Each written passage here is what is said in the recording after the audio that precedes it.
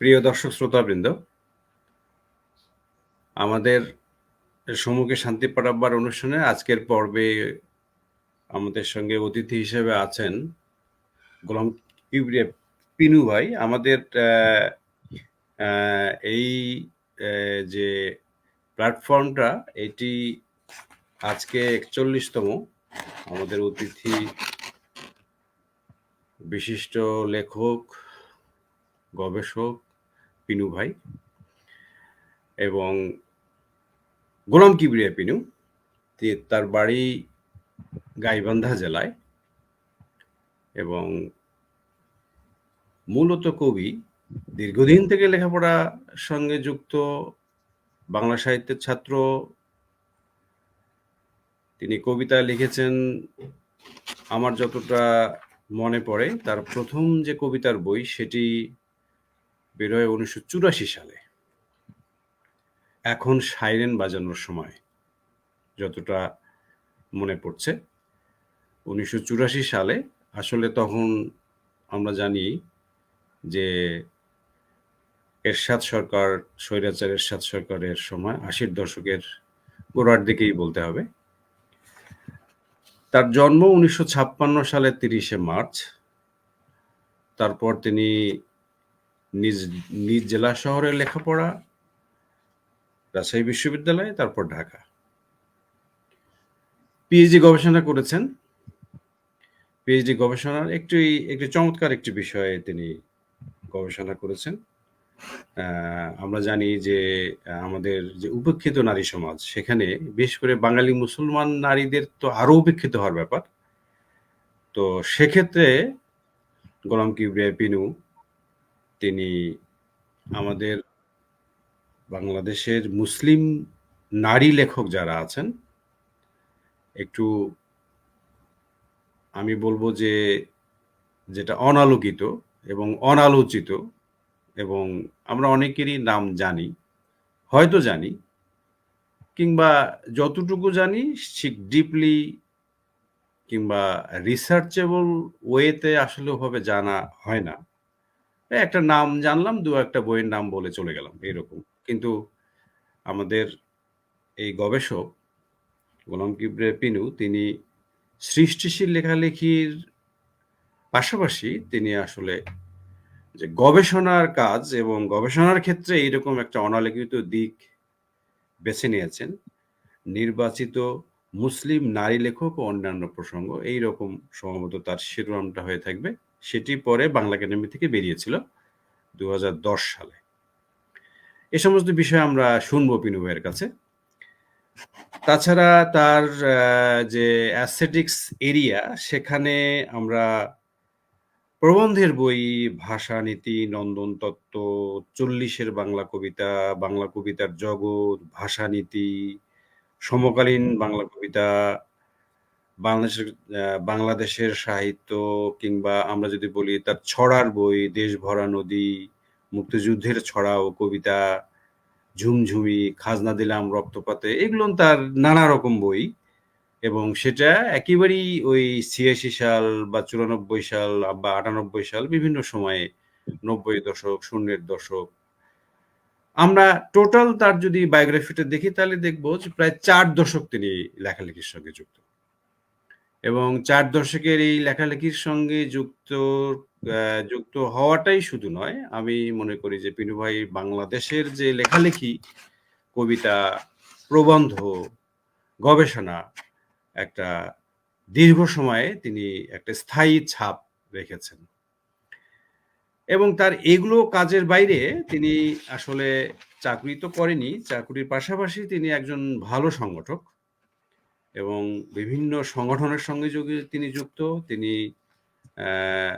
এত সংগঠন করেছেন এবং সাম্প্রতিক সময়ে প্রগতি সাহিত্যের যে সংগঠন, সেটার তিনি নেতৃত্ব দিচ্ছেন, সেটার সভাপতি। এছাড়া আমরা জানি যে সেই 88 সালে জাতীয় যে, এটা কি নাম ছিল, জাতীয় কবিতা পরিষদ, এইটার সঙ্গেও তিনি একেবারে শুরু থেকে যুক্ত ছিলেন। এটার বোধহয় উনি সেক্রেটারি হয়েছিলেন বোধহয়, সেটাতে তিনি ছিলেন। এবং প্রায় এই ৪ দশক ধরে তিনি ঢাকাতেই আছেন এবং ঢাকাতেই কাজ করছেন। চাকরি সূত্রে তার নানা দেশে যাওয়া হয়েছে। কিন্তু আসলে ভালো রকম হয়তো অফারও ছিল নিশ্চয়ই, আমি যতটা শুনেছি ব্যক্তিগত বন্ধু হিসেবে। কিন্তু সেই সমস্ত ত্যাগ করে শুধু লেখালেখির জন্যই তিনি ঢাকায় আছেন, বাংলাদেশে আছেন এবং বাংলাদেশের মাটি, মানুষ, নদী এসবকে ভালোবেসেই তিনি তার যে কবিতা সেটা চর্চা করছেন, তার লেখালেখির চর্চা করছেন এবং এখনো তার কিছু লেখালেখির প্ল্যান তার মাথায় ঘুরছে। তিনি কিছু গদ্য লিখবেন এবং তার আরো কিছু ভাবনা আছে, যেমন উপন্যাস এবং অন্য দিকেও তিনি ভাবনা চিন্তা করছেন। এই পর্যায়ে এসে আমরা জানি যে গোলাম কিবরিয়া পিনু তিনি শুধু লেখার জন্য লেখা নয়, একজন দায়িত্বশীল সমাজ সচেতন নাগরিক হিসেবে, একজন মানে আর্টিস্টিক দৃষ্টিভঙ্গির একজন মানুষ হিসেবে তার যে নান্দনিকতা, তার যে সৌন্দর্য, তার দৃষ্টিভঙ্গি সবকিছু মিলে আমরা দেখি যে প্রায় সবসময় তিনি লেখেন, লেখালেখির ভেতরে আছেন এবং লেখার জায়গাটাকে তিনি কখনো ছেড়ে দেননি, ছেড়ে যাননি। প্রতি বছরই প্রায়শই তার লেখালেখি আমরা দেখি যে বই পুস্তক বের হচ্ছে এবং সেগুলো আমরা পড়ি এবং বই একটা বের হওয়া মাত্রই তিনি আমাকে দেন পাঠিয়ে। হয়তো অনেকদিন দেখা হয় না, কিন্তু বইটা পেলেই তার সঙ্গে একটা যোগাযোগ হয়ে যায়। এরকম একটা অবস্থা।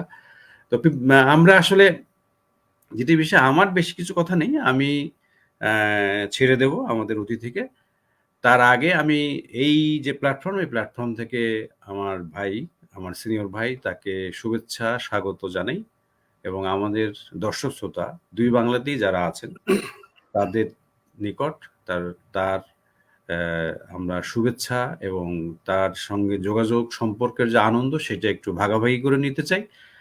আপনি কিছু বলুন পিনু ভাই, আমাদের এই যে অবস্থা লেখালেখি এসব নিয়ে আমাদের দর্শকদের মানে উদ্দেশ্যে কিছু আপনি যদি বলেন তাহলে তারা একটু প্রীত হবে নিশ্চয়ই।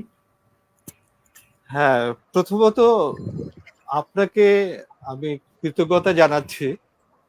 বিশেষত আপনার মতো মানুষ, আপনাকে আমরা চিনি অনেকভাবেই। আপনি চিহ্ন পত্রিকার মতো একটি ধারাবাহিক সাহিত্য পত্রিকার দীর্ঘদিনের সম্পাদক।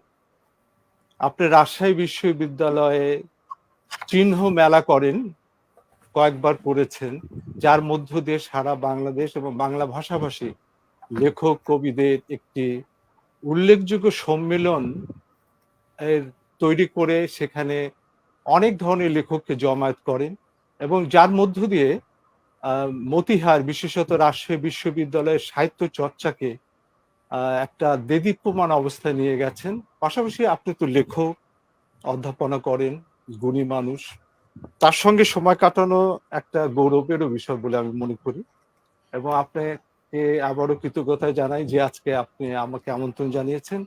আর যারা দর্শক শ্রোতা আছেন, ইতিমধ্যে আপনার মুখ থেকে আমার সম্পর্কে কিছুটা কথাবার্তা উপস্থাপিত হলো, যদিও অতদূর পর্যন্ত হয়তো আমার অবস্থান নেই।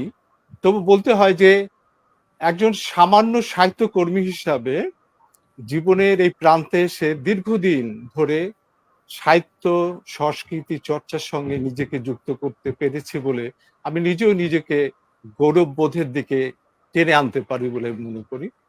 এবং আমাদের জীবনটা শুরু হয়েছে সেই পাকিস্তান আমলে, আমাদের কিশোর বয়স কেটেছে, আমরা কিশোর উত্তীর্ণ যখন তরুণ প্রায় তো তারুণ্যের দিকে পা রাখছি, তখন আমাদের দেশে মুক্তিযুদ্ধ শুরু হয়েছে এবং মুক্তিযুদ্ধে আমরা অনেকে অনেকভাবে অংশ নিয়েছি এবং মুক্তিযুদ্ধ পরবর্তী সময় যে একটা আশাবাদী অবস্থান তৈরি হলো আমাদের মনন জগতে, আমাদের সামাজিক জীবনে, আমাদের রাজনৈতিক জীবনে, সেই পটভূমিতে দাঁড়িয়ে থেকে আমরা কিশোর উত্তীর্ণ তখন তরুণ হচ্ছি কেবল, মফস্বল শহরে থাকছে, গাইবান্ধার মতো শহরে, তখন মহকুমা শহর, একটা বিচ্ছিন্ন শহর। তখন আমরা যারা ঢাকায় আসতাম বা ঢাকায় যেতাম, তখন তাকে বলা হতো যে বিদেশে যাচ্ছেন।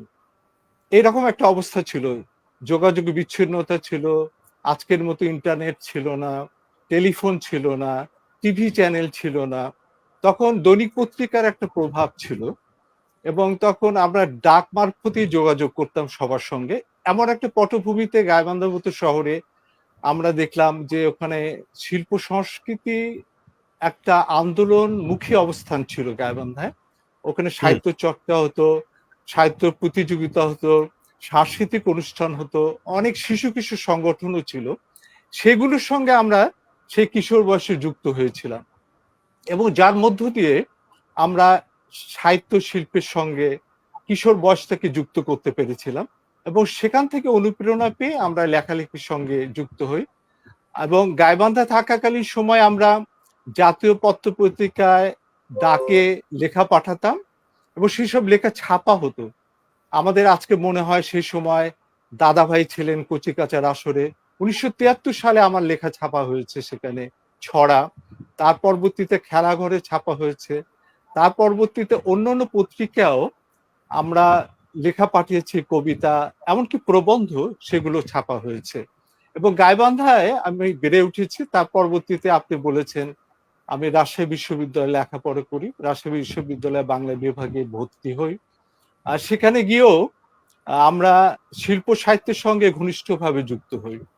এবং রাজশাহী বিশ্ববিদ্যালয়ের শিল্প সাহিত্যের যে জগৎটা ছিল, সেখানে আমরা নিজেদেরকে যুক্ত করি এবং যখন রাজশাহী বিশ্ববিদ্যালয়ে বাংলা বিভাগে ভর্তি হই, এখানে একটু বলে রাখা ভালো যে আমি ইন্টারমিডিয়েটে বিজ্ঞানের ছাত্র ছিলাম, কিন্তু শিল্প হুম, সাহিত্য বা বাংলা সাহিত্য করব বলেই বাংলা বিভাগে ভর্তি হয়েছিলাম।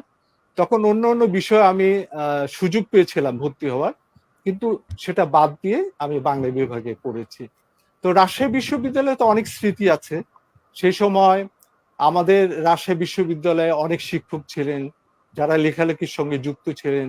সে কবি আতাউর রহমান, জুলফিকার মতিন, কবি আবু বকর সিদ্দিক, হাসান আইজুল হক থেকে শুরু করে আসাদুজ্জামান স্যার অনেকেই ছিলেন যাদের সঙ্গ আমরা পেয়েছি। অধ্যাপক হিসেবে অনেকের সঙ্গে আমরা যুক্ত হয়েছি, শুধু লেখাপড়ার ক্ষেত্রে নয়, শিল্প সাহিত্য চর্চার সঙ্গে যারা আমাদের শিক্ষক ছিলেন তাদের অনুপ্রেরণা নিয়ে, উৎসাহ নিয়ে আমরা অনেক ধরনের অনুষ্ঠানেরও আয়োজন করেছি। সেসব কথা আজকে মনে পড়ছে। সেসব শিক্ষকের প্রতিও আমি ব্যক্তিগতভাবে এই সময় কৃতজ্ঞতা জানাচ্ছি। আপনারা জানেন যে সেই সময় রাজশাহী বিশ্ববিদ্যালয় শিল্প সংস্কৃতির দিক থেকে অনেকভাবে এগিয়ে ছিল। সেই সময় ওখানে দর্শনী বিনিময় ছড়া পাঠের আয়োজন করা হয়েছে, কবিতা পাঠের আয়োজন করা হয়েছে এবং শহরে বাংলাদেশ পরিষদ নামে একটি জায়গা ছিল। সেখানে হুম, নিয়মিত কবিতা পাঠের আসর হতো।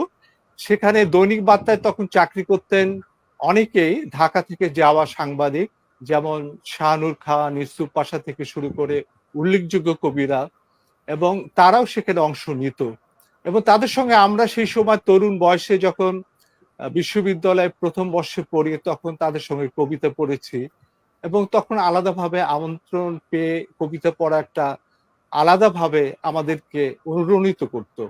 এইভাবে আমরা যুক্ত হয়েছি বিশ্ববিদ্যালয়ে। তারপরে তো ঢাকা চলে আসলাম।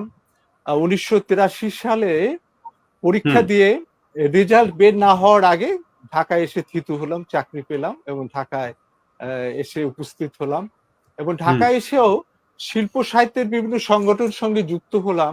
পাশাপাশি কবিতা লেখার চর্চাটা আরো একটু বেগবান হলো।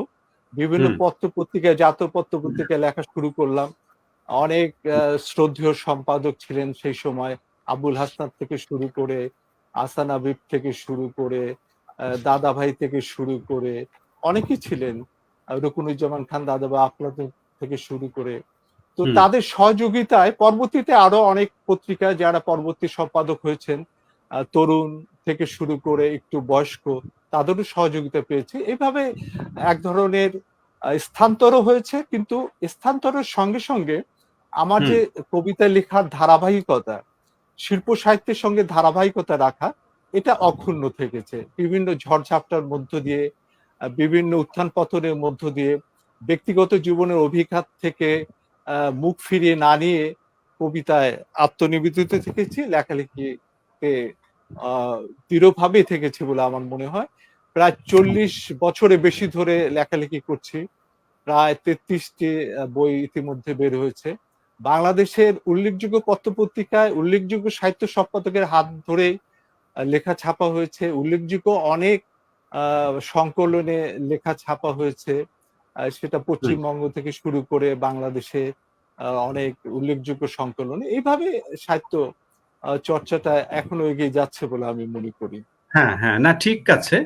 আসলে যেটি ব্যাপার পিনু ভাই সেটি হচ্ছে যে আপনি তো আসলে মানে 80s এ মানে 80s থেকে লেখালেখি শুরু। হ্যাঁ, হ্যাঁ? জি, এখন জি, এরপরে তো আমাদের বেশ কিছু জেনারেশন তারা লেখালেখিতে জি, জি, জি, বেশ অ্যা সক্রিয় আছে এখনো। তো জি। যেটি বিষয় যে আপনার কি এই যে 84 এ আপনার যে এই মানে এখন ১ম বই, হ্যাঁ। সাইরেন বাজানোর সময় তারপর জি, থেকে জি। শুরু করে সর্বশেষ আমরা যদি ধরি নির্বাচিত হ্যাঁ, যে কবিতার বই কবিতা বই হয়েছে যে হ্যাঁ, জি, জি, কবিতার বই হয়েছে এবং আপনার যে এই লেখালেখির জায়গাটা সেখানে কি কোনো বাকবদল বা রূপান্তর কিংবা আপনি আসলে হ্যাঁ, আপনার মধ্যে আপনার লেখালেখির মধ্যে আমার যতটা অভিজ্ঞতা সেখানে দেখা যায় কিছু স্যাটিরিক্যাল, কিছু হিউমেরিক্যাল, কিছু তির্যকধর্মী রাষ্ট্র রাজনীতি নিয়ে এসব বিষয়ে আছে। কথাবার্তা আছে হুম, কিন্তু হুম, হুম। শেষ পর্যন্ত সেটা তো আর্টিস্টিক একটা জায়গা সেটা পেয়েছে, সেটা ঠিকই আছে। কিন্তু তারপরও আমার মনে হয় যে আপনার নামগুলোর মধ্যে এক ধরনের কিন্তু আমরা দেখি যে জি, যেমন 'সোনামুখ স্বাধীনতা' জি, কিংবা 'ও বৃষ্টিধারা ও বাড়িপাত' কিংবা জি, জি, জি, এই খুব মানে সাধারণ কিছু নামও আমাদের চোখে জি, পড়ে। যেমন সাম্প্রতিক সময়ে আপনি যে বইটা আমাকে দিয়েছেন, এই যে এই বইটা, অ্যা জি, জি। এই যে 'মানুষ হ্যাঁ, পোশাক' হ্যাঁ, পোশাক মানুষ পোশাক পরলেও উলঙ্গ মনে হয়। উলঙ্গ জি, মনে হয়। এই যে এই হুম। ঠিক এই ধরনের যে যে বই পুস্তকগুলো আছে, কিংবা ওখানে আমার পছন্দের কেউ নেই। কেউ এরকম নেই। নামও হ্যাঁ, কিন্তু আপনার আছে। হ্যাঁ, জি, জি, জি। তো এই যে খুব সাধারণ ধরুন যে একটা ডায়ালগের মতো হ্যাঁ, একটা হ্যাঁ, জি, জি, জি। একটা দিয়ে একটা লাইন বা একটা বাক্য দিয়ে আপনি সেই নামটা রেখে দিচ্ছেন। হুম, হুম। তো এইটা আমার মনে হয় যে একটু একটা ভিন্ন নিশ্চয়ই সাইন আছে। না হলে আপনি কেন এভাবে লিখবেন? এবং আপনার লেখালেখিতে আমি তো একথা বলব না। তখন আপনার প্রায় ১৯ টা কাব্যগ্রন্থ বেরিয়ে গেছে। জি, হ্যাঁ? তো জি, জি। সেখানে আপনি এই যে এই ধরনের নাম দিচ্ছেন, আসলে আপনি হুম, সমাজ সম্পর্কে, রাষ্ট্র সম্পর্কে আপনার মেসেজটা কি আসলে? এবং আমরা জানি যে আপনার অ্যা তো সমস্ত আন্দোলনের সঙ্গে যুক্ত। আন্দোলনের সঙ্গে থাকলেই তো একটা মানুষের হুম। তার মানসিকতা, তার মেজাজ সেটা তো এমনিতেই এটা জানা যায়। জি, জি, কিন্তু জি, জি, আপনার জি। আর্টের জায়গা থেকে আপনি যখন শব্দ নির্বাচন করছেন, আপনি যখন ইমেজের যে জায়গাগুলো আছে সেটাতে আমরা দেখতে পাচ্ছি যে এক ধরনের এই তির্যক যে একটা ভাবনা, তারপর হচ্ছে যে বিদ্রূপ করার যে বিষয়টা, তারপর আমরা দেখতে পাচ্ছি যে স্রেফ রোমান্টিক ব্যাপারটাও কিন্তু আছে। আপনি আচ্ছা, নানাভাবে জি, জি। সেটাও জি, সেটাও জি, জি, জি। নানাভাবে এসছে। তো এই যে এক ধরনের একটা দীর্ঘ যে জার্নি আপনার, এই জার্নির যে বাঁকবদলগুলো হয়েছে কিভাবে? এটা কি রাজনীতি হুম, আপনার কাছে বেশি প্রাধান্য পেয়েছে? না সমাজের বিষয়টাই বেশি গুরুত্বপূর্ণ মনে হয়েছে? নাকি আসলে মানুষের যে মুখ বদল হয়েছে গত ৪০ বছরে, এটা দীর্ঘ সময় এবং জি, জি, জি। আপনার অভিজ্ঞতা নিশ্চয়ই আরো এনরিচ একটা অভিজ্ঞতা। এই কারণে আমি বলব যে আপনি তো এই গাইবান্ধা থেকে ঢাকায় কিংবা রাজশাহী থেকে ঢাকায় গেছেন লঞ্চে, স্টিমারে। এটাও গেছেন। হ্যাঁ, জি, আবার জি, জি। আবার আবার যখন বঙ্গবন্ধু ব্রিজ হয়েছে তখনও গেছেন। তখন আবার গেছি। তারপর জি, জি। হ্যাঁ, আবার তারপরে এখন হয়তো প্লেনে যাওয়া আসা করেন। তারপর হয়তো এখন তো আরো চেঞ্জ এসছে নানা রকমভাবে এবং জি, জি, আপনি জি। তো দেশে বিদেশে বহু জায়গায় গেছেন। সুতরাং আপনার যে লেখালেখির যে ক্ষেত্রটা সেটাকে অ্যাকোমোডেট করার যে ব্যাপারটা সেই জিনিসটা আমরা একটু জানতে চাই। বিশেষ করে নতুন প্রজন্ম যারা লিখছে এখন। যাদের বয়স জি, ধরেন যে ৮০ র পরে যাদের জি, জি, জি। জন্ম হয়েছে। তারা আসলে আপনার লেখালেখির মধ্য থেকে যে ইন্সপিরেশন কিংবা আপনি যেভাবে যে রোড ম্যাপটা তৈরি করেছেন আপনার লেখার জি, জি, ভেতর জি, দিয়ে। জি। তো সেইটা আসলে কেমন মনে হয় আপনার আসলে? আপনি কি মানে অবশ্যই তো সাকসেস বটেই। কিন্তু সেক্ষেত্রে আপনার মানে আনন্দটা কেমন আরকি? এইটা আমি একটু জানতে চাচ্ছি। আ অনেক ধন্যবাদ। আসলে দীর্ঘ সময় ধরে লিখেছি আমি। আ আপনি ১ম কথা বলেছেন যে ১৯৮৪ সালে আমার ১ম কবিতা বই বের হয়। এখন সাইলেন্ট বাজানোর সময়। তখন এরশাদ বিরোধী একটা আন্দোলন ছিল। সেই সময়ের একটা উত্তাপ এই কবিতাগুলোর মধ্যে ছিল। এবং তার পরবর্তীতে বিভিন্ন সময় আমি বিভিন্ন ধরনের কবিতা লিখেছি। হয়তো আমাকে অনেকভাবে মনে করে যে শুধু রাজনীতি সচেতন মানুষ হিসাবে হয়তো রাজনৈতিক বিষয়গুলো কবিতায় এসছে তা কিন্তু নয়। আমি একটা আধুনিক মানুষ হিসাবে মনে করি যে আমরা মনে করি যে প্রত্যেকটা লেখক, কবিরা হচ্ছে অগ্রজ্ঞান নিয়ে অগ্রগামী থাকেন। জি। আজকের যুগের কবিরা সেই আগের মতো হুম, স্বভাব কবি নন বলে আমি মনে করি, এবং কবিতার প্রতিভা আকাশ থেকে আসে বলে আমি মনে করি না। বাস্তব জীবন থেকে কবিতা আসে, মানুষের জীবনের অনেক ধরনের অনুরণন যে কবিরা স্পর্শ করতে পারে, ধরতে পারে, সেগুলো কবিতায় টেনে তুলে আনেন আধুনিক কবিরা। এবং সেখানে সমাজ আসে, প্রেম আসে, মানুষের জীবন সংগ্রাম আসে, মানুষের বিভিন্ন ধরনের যে দৃষ্টিভঙ্গি একটা সমাজের মধ্যে ক্রিয়া প্রতিক্রিয়া করে, সেগুলোর অনুরণনও আসে। এবং একটা কবির প্রধানতম কাজ হচ্ছে তার মধ্যে যে বোধ থাকে, বিভিন্ন ক্রিয়া প্রতিক্রিয়ার মধ্য দিয়ে বিভিন্ন মুহূর্ত থাকে, সেটাকে উন্মোচিত করে পাঠকের মধ্যে প্রবহমান রাখে। এবং সেই প্রবহমান অবস্থাটা হচ্ছে একটা বোধের ধারা, একটা বোধের প্রবহমানতা। সেই বোধের মধ্যে শুধুমাত্র রাজনীতি নয়, আমার কবিতায় আমি মনে করি যে ব্যক্তিগত জীবন এসছে, প্রেম এসছে, ভালোবাসা এসেছে, মুক্তিযুদ্ধ এসেছে, আমাদের জীবন সংগ্রাম, মানুষের ব্যক্তিগত জীবন সংগ্রাম, সেগুলো এসছে। আমি যদি উদাহরণ দিয়ে বলি, যেমন এখন সাইরেন বাজানো হয়তো সেই সময় একটা সময় কালকে ধারণ করা হয়েছিল হুম, হুম, হুম। এরশাদ বিরোধী আন্দোলনের সময়, কিন্তু তার পরবর্তীতে আমার দেখা যাচ্ছে যে সোনামুখ স্বাধীনতার কথা বললেন, এটা হুম, সম্পূর্ণভাবে মুক্তিযুদ্ধ বিষয়ক কবিতা। এটা আচ্ছা। একটা কবিতা। তারপর হুম, ধরেন এখানে ও বৃষ্টিপাত, তারপর ও বাড়িপাত একটা কবিতার বই, এটা সম্পূর্ণ বর্ষাকে কেন্দ্র করে, বৃষ্টিপাতকে কেন্দ্র করে, আলাদা বৈশিষ্ট্য নিয়ে। হুম, তারপর সুধা সমুদ্র, সুধা সমুদ্র সম্পূর্ণ ব্যক্তিগত ভালোবাসা, প্রেম, মানুষের যে ভিতরের যন্ত্রণা, ভালোবাসা, সেটাকে তুলে টেনে আনা হয়েছে এই কাব্যগ্রন্থে। তারপরে আবার কে কাকে পৌঁছে দিবে দিনাজপুরে, এটা এক ধরনের কবিতা এখানে এসছে। তারপর ফসিল ফুয়েল হয়ে জ্বলি, সেখানে এক ধরনের কবিতা এসছে। তারপর নিরঙ্কুশ ভালোবাসা বলে কিছু নেই, সে কোনো ভালোবাসার কথা এসছে। আপনি শেষ কবিতার বইয়ের কথা বললেন, যেমন মানুষ পোশাক পরলো, মানুষ মানুষ পোশাক পরলো উলঙ্গ মনে উলঙ্গ হয়। মনে। এটা, হ্যাঁ। হ্যাঁ, এটা আধুনিক যুগে যে মানুষের এক ধরনের অবস্থান, যে মানুষ পোশাকই মানুষ হয়ে উঠছে, মানুষ আত্মসর্বস্ব হয়ে উঠছে, মানুষ তার জীবন নির্বাহের কারণে অনেক সীমাবদ্ধতার মধ্যে পতিত হচ্ছে। আজকে জীবন সংগ্রামটা অনেক জটিল হয়ে উঠেছে, মানুষও জটিল হয়ে উঠেছে। আমরা যেমন 60 দশকে যেমন আমাদের শৈশব ছিল, তখন মানুষের যে মনোজগৎটা অনেকটা সরলরৈখিক ছিল, কিন্তু আজকের জগৎটা বিভিন্ন কারণে, অর্থনৈতিক, সামাজিক, রাষ্ট্রীয় মানে অভিঘাতের কারণে, জীবন সংগ্রামের অভিঘাতের ঘাতের কারণে অনেক জটিল হয়ে গেছে। সেই উপলব্ধিটা এই কাব্যগ্রন্থে আমি তুলে টেনে এনেছি। আমি মনে করি যে আমার কাব্যগ্রন্থগুলো, এক একটা কাব্যগ্রন্থ এক এক বৈশিষ্ট্য নিয়ে, সেখানে ছন্দ কাজ হয়েছে, গদ্যে টানা লেখা হয়েছে, উপমা উৎপ্রেক্ষা, তারপর অন্য অন্য, বিশেষ করে কবিতায় আমার কিছু অনুপ্রাসের নিরীক্ষাও আছে। তা হুম, এইগুলো আছে, কিন্তু আমি মনে করি যে আমাদের দেশে সৎ সমালোচকের অভাব আছে। আমি ব্যক্তিগত ভাবে মনে করি বাংলাদেশে অনেকে দীর্ঘদিন ধরে কবিতা লিখছেন, কবিতায় অনেক কাজ করছেন, কিন্তু সেটা একটা আবিষ্কার হয় না। কারণটা হলো যে এখানে নিরপেক্ষ সৎ সমালোচকের দারুণ অভাব।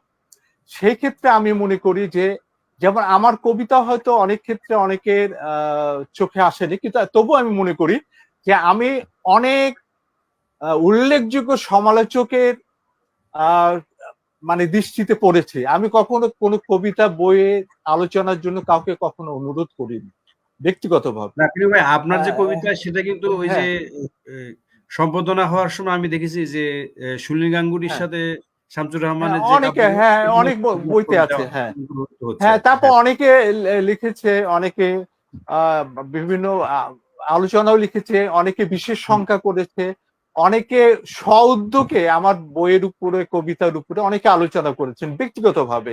এবং যেমন সেই বিপ্রদাস বড়ুয়ার কথা বলি, যিনি হঠাৎ করে আমার বইয়ের উপরে আলোচনা করে আমাকে পাঠিয়ে দিলেন যে পিনু, তোমার জন্য একটা উপহার।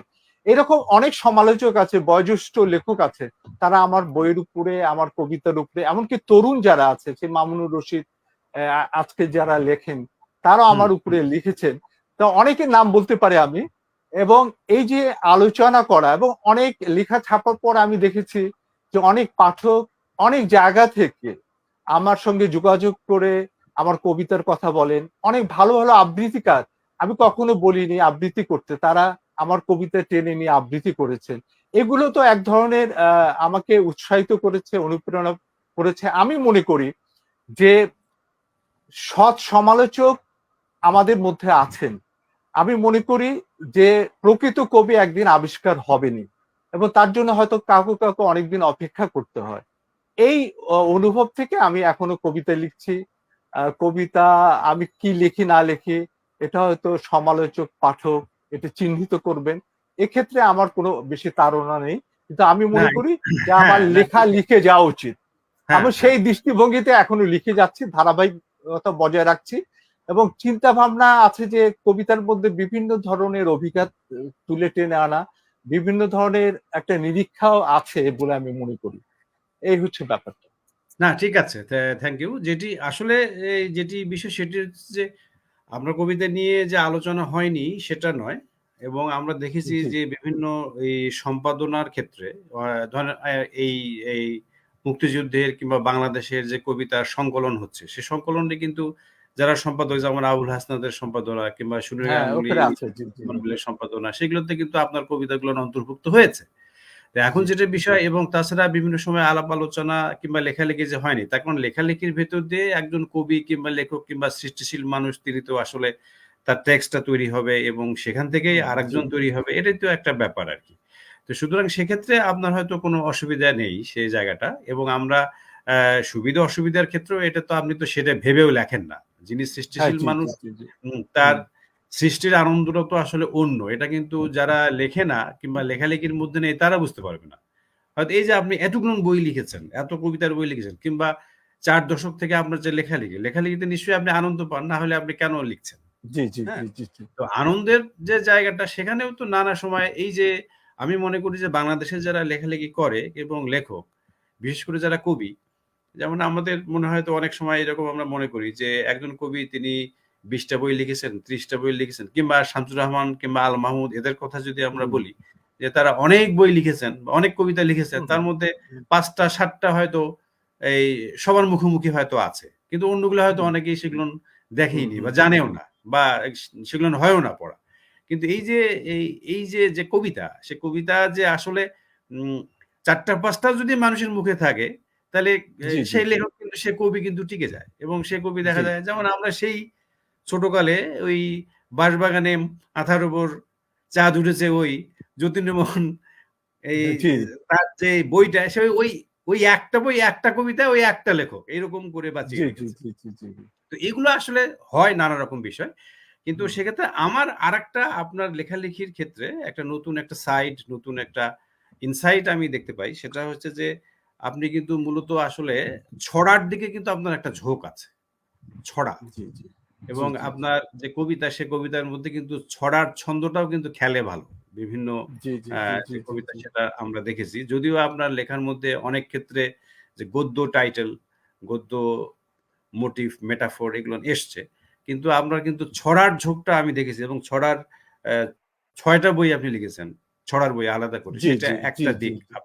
সেটা সেটা একটা বিষয় এবং ছড়ার মধ্য দিয়ে কিন্তু একজন লেখকের আমরা হয়তো ছড়াটাও হবে একটু হালকা মনে করি বা চটুল জি মনে করি।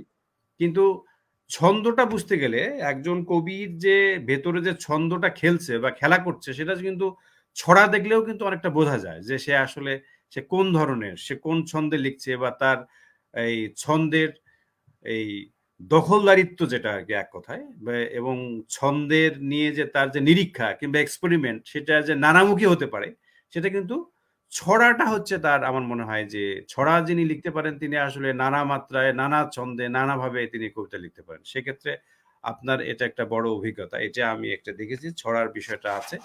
আরেকটা বিষয় যে উম এই কবিতার মধ্যে থেকে সৃষ্টির জগতের মধ্যে থেকে আপনি মননশীল জগতে যেভাবে হানা দিয়েছেন, হ্যাঁ, সেটা একটা কিন্তু আমার মনে হয় যে অসীম একটা ধৈর্যের বিষয় এবং এটা লেখাপড়া না থাকলে এবং এটাতে কিন্তু শুধু নিছক যে কবি শুধু লিখেই যাচ্ছে, শুধু কবিতাই লিখছে, এইটা কিন্তু আপনার মধ্যে ঘটেনি। এটা একটা ইন্টারেস্টিং বিষয় এবং আমি মনে করি যে নতুন যে প্রজন্ম যারা কবিতা লিখছে তাদের ক্ষেত্রে এই জিনিসটা একটা অভিজ্ঞতার ব্যাপার হতে পারে যে একজন যে কবিতা লিখছে সে যে ভালো আর্টিকেল লিখতে পারে, সে যে রিসার্চ করতে পারে, তার যে বাংলা সাহিত্য নিয়ে বাংলা রিসার্চ নিয়ে যে তার আলাদা আর একটা জগৎ তৈরি হতে পারে এবং লেখালেখির মধ্যে শুধু কিন্তু যা কবিতা সেটাই নয়, মননশীলতার যে চর্চা কিংবা মননশীলতার মধ্য দিয়ে কোনো লেখককে অনুসন্ধান করা সেটাও যে তার দায়িত্ব, এটা কিন্তু আপনার ভেতরে মানে আমরা দেখেছি এবং আমি সেটা তো শুরুতেই এটা উল্লেখ করেছি। তো আমি একটু জানতে চাই যে এই মননশীলতার যে পার্টটা আপনি যে রিসার্চ করলেন, বিশেষ করে আমার খুব প্রিয় আমি বাংলাদেশের উপন্যাসের উপরে একটু আধটু যে কাজ করেছি সেখানে দৌলতুন্নেসা খাতুন নামে একজন আছেন, দিলারা জি জি হাশেম আছেন, তারপর জি জি আমাদের রিজিয়া রহমান আছেন, এনারা তো আছেনই। কিন্তু আপনি ধরেন যে 47 এর মানে আগে দেশভাগ হয়ে গেল তারপর কিংবা তার আগে যে সমস্ত মুসলিম মহিলা লেখক, আমি একটু হুম, হুম, একটু হুম, কোট আনকোট বলছি আরকি এটা। আসলে হুম, লেখকের তো মহিলাও হয় না, মুসলিমও হয় না। জি লেখক জি জি লেখকই। কিন্তু জি আমাদের যেহেতু হিস্ট্রিক্যাল যে পার্সপেক্টিভ, হ্যাঁ হ্যাঁ?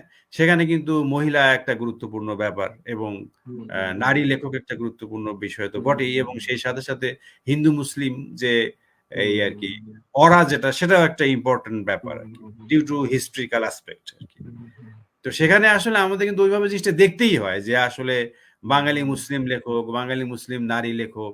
এটা কিন্তু আমাদের আসলে হয়তো ইংল্যান্ড, ইউরোপে হয়তো নারী পুরুষ এটা সেটা ওগুলো কোনো নাই ব্যাপার। সেখানে হয়তো লেখক হুম, লেখকই।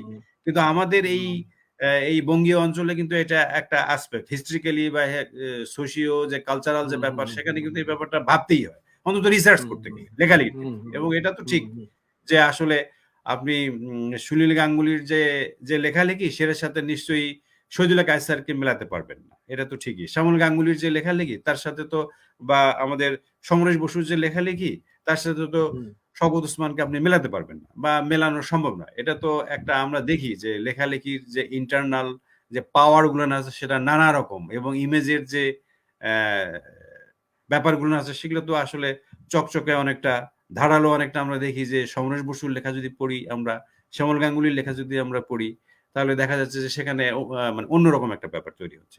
তো যাই হোক আমার কথা আসলে কম। আপনারটাকে একটু ধরিয়ে দেওয়াটাই হচ্ছে না মূল না না ব্যাপার। ঠিক সেক্ষেত্রে আছে বাংলাদেশের যে এই যে মুসলিম নারী লেখকের এই বিষয়টা আমি যে বইটা পেয়েছি এবং আমার রিসার্চের সময়ও আপনার ওই বইটা আমার খুব ভালো কাজে লেগেছে আরকি। তার কারণ আমি অনেক লেখক অ অ মানে অনেক নারী লেখকের সাল তারিখ এবং তাদের লেখালেখির অ্যা বই পুস্তকগুলাও কিন্তু আমি খুব পাচ্ছিলাম না। যেমন এই দৌলতুন্নেসা খাতুন যিনি আরকি।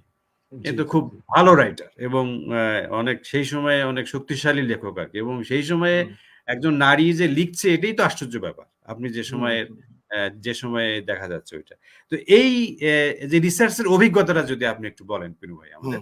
যে আমাদের হ্যাঁ এই আপনার হ্যাঁ আপনার জি, কথা টেনে প্রথম থেকে একটু বলি সেটা হচ্ছে আপনি বলেছেন যে আমি ছড়া লিখি আসলে ছড়া ছন্দ তো অবশ্যই প্রধানতম বিষয় হচ্ছে ছড়া ছন্দ থাকতে হয় এবং ছন্দটাকে ছড়ার মধ্য দিয়ে আমরা যারা কবিতা লিখি অনেকটা আয়ত্তে নিয়ে আসি আমরা আমাদের বাংলা সাহিত্যে দেখি যে যারা বিশিষ্ট কবি আছেন যেমন আমি শঙ্খ ঘোষের কথা বলি তিনি অনেক ছড়া গ্রন্থ লিখেছেন শিশু পাঠ্য লিখেছেন এবং তার কবিতার মধ্যে সেই প্রচলিত ছড়ার যে ছন্দ সেটাকে ধরে নিয়ে তিনি অনেক কবিতা লিখেছেন শঙ্খ ঘোষ এরকম অনেক কবি আছেন আমাদের এখানে আসাদ চৌধুরী আছেন তিনিও ছড়ার ছন্দকে টেনে নিয়ে কবিতা লিখেছেন এবং অনেক লেখকে লিখেছেন শামসুর রহমানও আছে শামসুর রহমান নিজেও অনেক কবিতা অনেক ছড়া বই লিখেছেন তো সেই দিক থেকে আমি ছড়া লিখেছি আমার জীবনের প্রথম থেকেই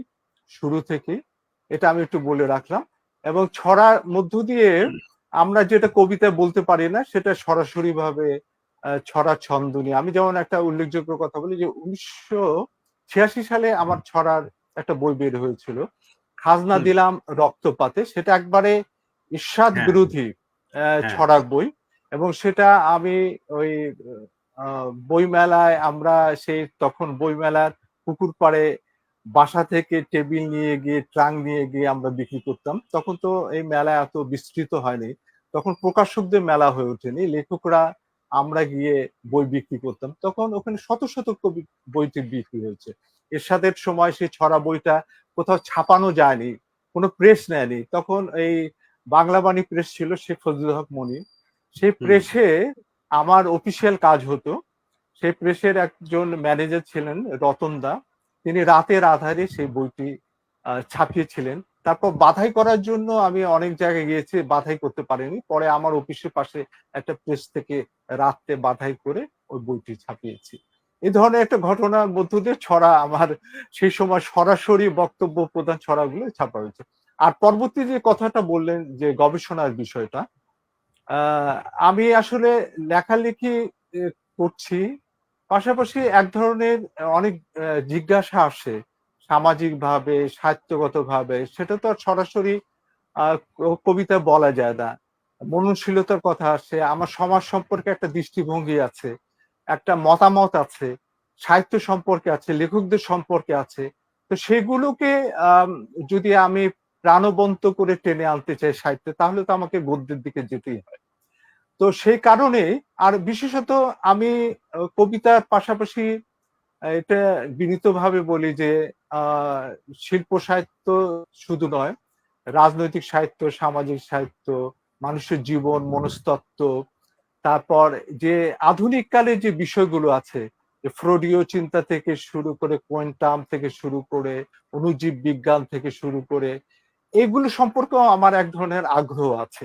তো আচ্ছা, এইগুলো হুম, আগ্রহ থেকেই একটা গদ্য লেখার একটা দৃষ্টিভঙ্গি, গদ্য লেখার আগ্রহ তৈরি হয়েছে। আর বিশেষত নারীদের বিষয়টা আমি বলি, যে আমি যেখানে চাকরি করতাম সেখানে আমি অনেক ধরনের ক্লাস নিতাম, এবং হুম, সেখানে মহিলাদের অগ্রবর্তী অবস্থান, মহিলাদের জীবন, মহিলাদের সামাজিক অবস্থা এখন পৃথিবীতে কেমন আছে, কিভাবে অগ্রসরমান করা যায়, এগুলো বিষয়ে আমি অনেক প্রশিক্ষণে, অনেক খানে বক্তৃতা দিয়েছি, ক্লাস নিয়েছি।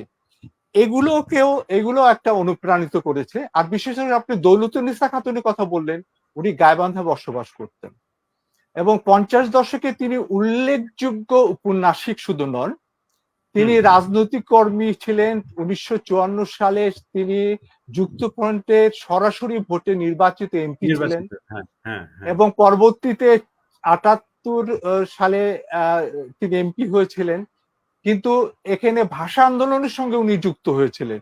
ভাষা আন্দোলনের সময় তিনি ভাষা আন্দোলনের পক্ষে অনেক প্রবন্ধ লিখেছিলেন। কিন্তু তিনি ঢাকায় ছিলেন অনেকদিন, তারপর পদ্মার অন্তরালে চলে যেয়ে একটা মানসিক অবসাদগ্রস্ত অবস্থা তিনি কাটিয়েছেন গাইবান্ধা শহরে। এবং তারপরে আমরা মনে করি যে শামসুদ্দিন আবুল কালাম তার হুম, প্রবন্ধে এই তিনি লিখেছেন যে বাংলাদেশের উল্লেখযোগ্য 4-5 জন উপন্যাসিকের মধ্যে দৌলতুন্নেসা খান অন্যতম 50 দশকের উপন্যাসিক, এবং হুম, শামসুদ্দিন আবুল কালাম তার উপর লিখেছেন। এইসব লেখা থেকে আমি দেখলাম যে আমার গাইবান্ধায় তিনি অবস্থান করে, অথচ আমরা জানি না। তার উপরে আমি সেই যখন বিশ্ববিদ্যালয়ে লেখাপড়া করি, তখনই বড় একটা প্রবন্ধ লিখলাম, এবং বড় আচ্ছা, একটা প্রবন্ধ লিখে দৈনিক বার্তা ছাপা হলো কয়েক সংখ্যা ধারাবাহিক ভাবে, এবং হুম, পরবর্তী ঢাকার পত্রিকাও ছাপা হলো, সচিত্র সন্ধানীতে ছাপা হলো, মালেকা আপাও নিলেন। মালেকা বেগম তিনি নারীদের উপরে অনেক বই লিখেছেন, আর তিনি উৎসাহিত হলেন। তারপর এটার উপরে তারপর তার জীবনী আমার বের হলো সে 98 সালে বাংলা একাডেমি থেকে। এবং গবেষণা ক্ষেত্রে তখন দৌলতুন্নেসা খান ওয়ান মানে একটা পার্ট হিসেবে আসলেন, এবং হুম, সেইগুলো চর্চা করতে গিয়ে আমি দেখলাম যে 19 শতক, 20 শতকে বিশেষত বাংলা সাহিত্যে অনেক নারী লেখক ছিলেন, হুম, হুম, যাদেরকে আমরা খুঁজে বের করে আবিষ্কার করতে পারিনি। অনেক মুসলিম নারী লেখক ছিলেন। শুধু তাই নয়, আমরা জানি যে, আপনিও জানেন যে 19 শতকে কেবল নারী লেখকদের বিকাশ সাধন হলো, নারীরা আত্মজীবনী প্রথম লেখা শুরু করলেন, পত্রপত্রিকায় তাদের কবিতা আসলো, উপন্যাস আসলো। তারপর ধরুন আহ স্বর্ণকুমারী দেবী, হুম, রবীন্দ্রনাথের বোন, তিনি হুম, উল্লেখযোগ্য আপনার হচ্ছে একজন উপন্যাসিক, গদ্য লেখক, অথচ হুম, তাকে আমরা ওইভাবে চিনি না। রবীন্দ্রনাথের বোন হিসাবে হারিয়ে গেছেন, কিন্তু আমরা যদি তাকে আবিষ্কার করি তাহলে দেখবো যে উনি অনেক ধরনের বড় বড় পুরস্কারও পেয়েছে লেখালেখি করে। তাকে হুম, আমরা ওইভাবে পাঠক হিসাবে চিনি না এখন। তা এমনি করে সে রাবেয়া খাতুন থেকে শুরু করে সে দৌলতুন্নেসা খাতুন থেকে শুরু করে মুসলিম অনেক নারী লেখক আছেন যারা আমাদের নমস্য লেখক হতে পারে। যেমন পুরুষ লেখক আছে, তার পাশাপাশি গৌরবজনক ভূমিকার মধ্য দিয়ে যে তারা কাজ করেছেন এবং দেদীপ্যমান অবস্থান তৈরি করছেন তাদের সৃজনশীলতার ক্ষেত্রে, সেটাকে আমরা যদি আবিষ্কার করে তুলে টেনে আনতে পারি তাহলে দেখবো তারাও একজন বড় লেখক। এবং এই চিন্তা ভাবনা থেকে আমি গবেষণা কাজটি করি এবং অনেক লেখককে শুধু টেনে আনি না, এবং তারা কেন লেখক হয়ে উঠলেন, 19 শতকে, বিংশ শতাব্দীতে কি তাদের বাধা বিপত্তি ছিল, তাদের সামাজিক অবস্থান কি ছিল, তাদের ব্যক্তিগত জীবন কি ধরনের অভিঘাতের মধ্য দিয়ে এগিয়ে গেছে, কি ধরনের সমস্যার মধ্য দিয়ে এগিয়ে গেছে, সেগুলো আমি খুবই নিবিড় ভাবে পর্যবেক্ষণ করেছি। তাদের জীবনী পড়েছি, তাদের জীবন সম্পর্কে ধারণা নিয়েছি, তারপর তাদের সাহিত্য কর্ম নিয়ে ধারণা নিয়েছি, তারপর আমি লেখালেখি করেছি। অত লেখায় হয়তো তাদের অবস্থাটা আমি খুব বেশি তুলে আনতে পারিনি, কিন্তু তাদের সম্পর্কে আমি ব্যক্তিগতভাবে অনেক কিছু শিখেছি। এটাও আমার বড় পাওয়া বলে আমি মনে করি। এইভাবে আমি আসলে নারী লেখকদের উপর লেখার একটা আগ্রহ ছিল, ভিতর থেকে একটা তাড়না ছিল, একটা প্রেরণা ছিল, একটা উৎসাহ ছিল। এইভাবে আমি লিখেছি, গবেষণা করেছি। এবং এই বইটা পরবর্তীতে আমি দেখলাম যে পৃথিবীর অনেক জায়গায় অনেক লাইব্রেরিতে এটা স্থান পেয়েছে, এবং পশ্চিমবঙ্গের অনেক লাইব্রেরিতে, বিশ্ববিদ্যালয়ের লাইব্রেরিতে এটা নেওয়া হয়েছে এবং এটা পাঠ্য হিসাবে পড়ানো হয়। এটা আমার একটা বড় পাওয়া বলে আমি মনে করি। না এটা তো আসলে আপনার তো এটা আমি তো বলেছি এর আগেই, সেটা হচ্ছে যে আসলে আমাদের যে এই 20 শতকের মুসলিম নারী লেখক, এটা তো জি আমরা আসলে মানে প্রায় এই নাম আমাদের জানি না অনেকেরই, বই পুস্তক জি থাকলেও জি দূরের কথা, কিন্তু তারা যে লিখেছেন এবং তাদের লেখালেখির মধ্যে যে একটা তাদের দৃষ্টিভঙ্গি, তার কারণ একজন নারী হুম, লেখকের নারীর দৃষ্টিতে যে সমাজ, নারীর দৃষ্টিতে মানুষ, সেটা কিন্তু একরকম। আবার একটা সমাজে সাধারণত আমরা জানি যে একটা কর্তৃত্ববাদী সমাজে যে পুরুষ থাকছে, যে হুম, তার হুম, দৃষ্টিভঙ্গিটা একরকম হবে। তো সুতরাং সেখানে নারীরা আসলে এই 20 শতকের শুরু থেকে যে ঘর থেকে বাইরে বেরিয়ে আসা, তাদের লেখাপড়া, এবং আমরা তো জানি এরকম একটা স্ট্যাটিস্টিক্স আছেই যে ঢাকা ইউনিভার্সিটিতে যদি 47 সাল, 48 সাল, 49 সালে মেয়ে পড়তো ২টা ৪টা ৫টা আরকি। তারা কয়জন লেখালেখি করত? আর নাটকে তো ওই ছেলেরাই মেয়ে সেজে অভিনয় করতো আরকি। এরকম জি অবস্থা জি জি ছিল এই অঞ্চলে। তো সুতরাং সেখানে লেখক হওয়া, এটা আপনি দৌলতুন্নেসা খাতুনের নাম আমাদের বারবার আসছে। তার কারণ সে এত শক্তিশালী লেখক ছিল। আপনি জি মানে শামসুদ্দিন আবুল কালামের একটা প্রসঙ্গ বললেন। এবং এই সময়ে রাবেয়া খাতুন আছেন। এবং অনেক আমরা আছে। যদি দেখি যে হ্যাঁ, ৭০ এর দশকে কিন্তু অনেকেই লেখালেখির সাথে যুক্ত। আমলকির বউ আমরা যদি দেখি দিলারা জি হাশেমের। জি জি হ্যাঁ, জি জি জি তারপরে একটু পরে রিজিয়া রহমানরা লেখা শুরু জি করলেন। জি জি তারপরে তো অনেক পরে সেলিনা হোসেনরা অনেক আসলেন। আছে, যাই হোক আরকি। সেলিনা পাস। জি হ্যাঁ, সেলিনা, হ্যাঁ। তো এই যে আপনি একটা, এটা একটা আপনার একটা ভালো। কিন্তু আমার একটা জিজ্ঞাসা আসছে পিনু ভাই। সেটা হচ্ছে যে আপনি এই যে রিসার্চ করতে গিয়ে আপনার যে এই যে এই নারীর নারীর যে লেখালেখি কিংবা নারীর যে দৃষ্টিভঙ্গি, এবং আপনার নিশ্চয়ই একটা অভিজ্ঞতা হয়েছে, এবং সেই অভিজ্ঞতাটা কি আপনার সৃষ্টিশীলতার মধ্যে কোনো রকম ছাপ ফেলেছে কিনা? কিংবা আপনি যে এই নারী লেখকদের নিয়ে, নারী উপন্যাসিকদের নিয়ে যে কাজ হুম হুম করতে হুম গেলেন এবং সেই সমাজকে, সেই জীবনকে দেখতে গিয়ে আপনার মনের মধ্যে যে একটা নতুন আনন্দ তৈরি হলো, সেটা নিশ্চয়ই আপনার সৃষ্টিশীল যে জগৎ, সে জগতেও নিশ্চয়ই সেটাকে হন্ট করেছে নানাভাবে, এবং আ সেখানেও আপনার লেখার তো নামের মধ্যে আমরা অনেক ক্ষেত্রে দেখেছি এগুলো না আসলে জি ব্যাপার এসছে। কিন্তু তারপরেও আমরা একটু একটা জিনিস আপনাকে একটু জিজ্ঞাসা করার, সেটা হচ্ছে যে এই যে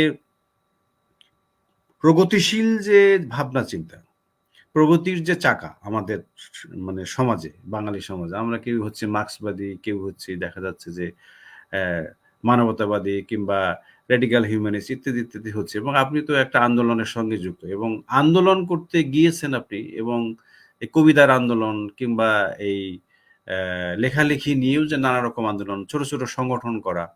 আপনি তো শুরু থেকেই সংগঠনের সাথে জি যুক্ত জি ছিলেন।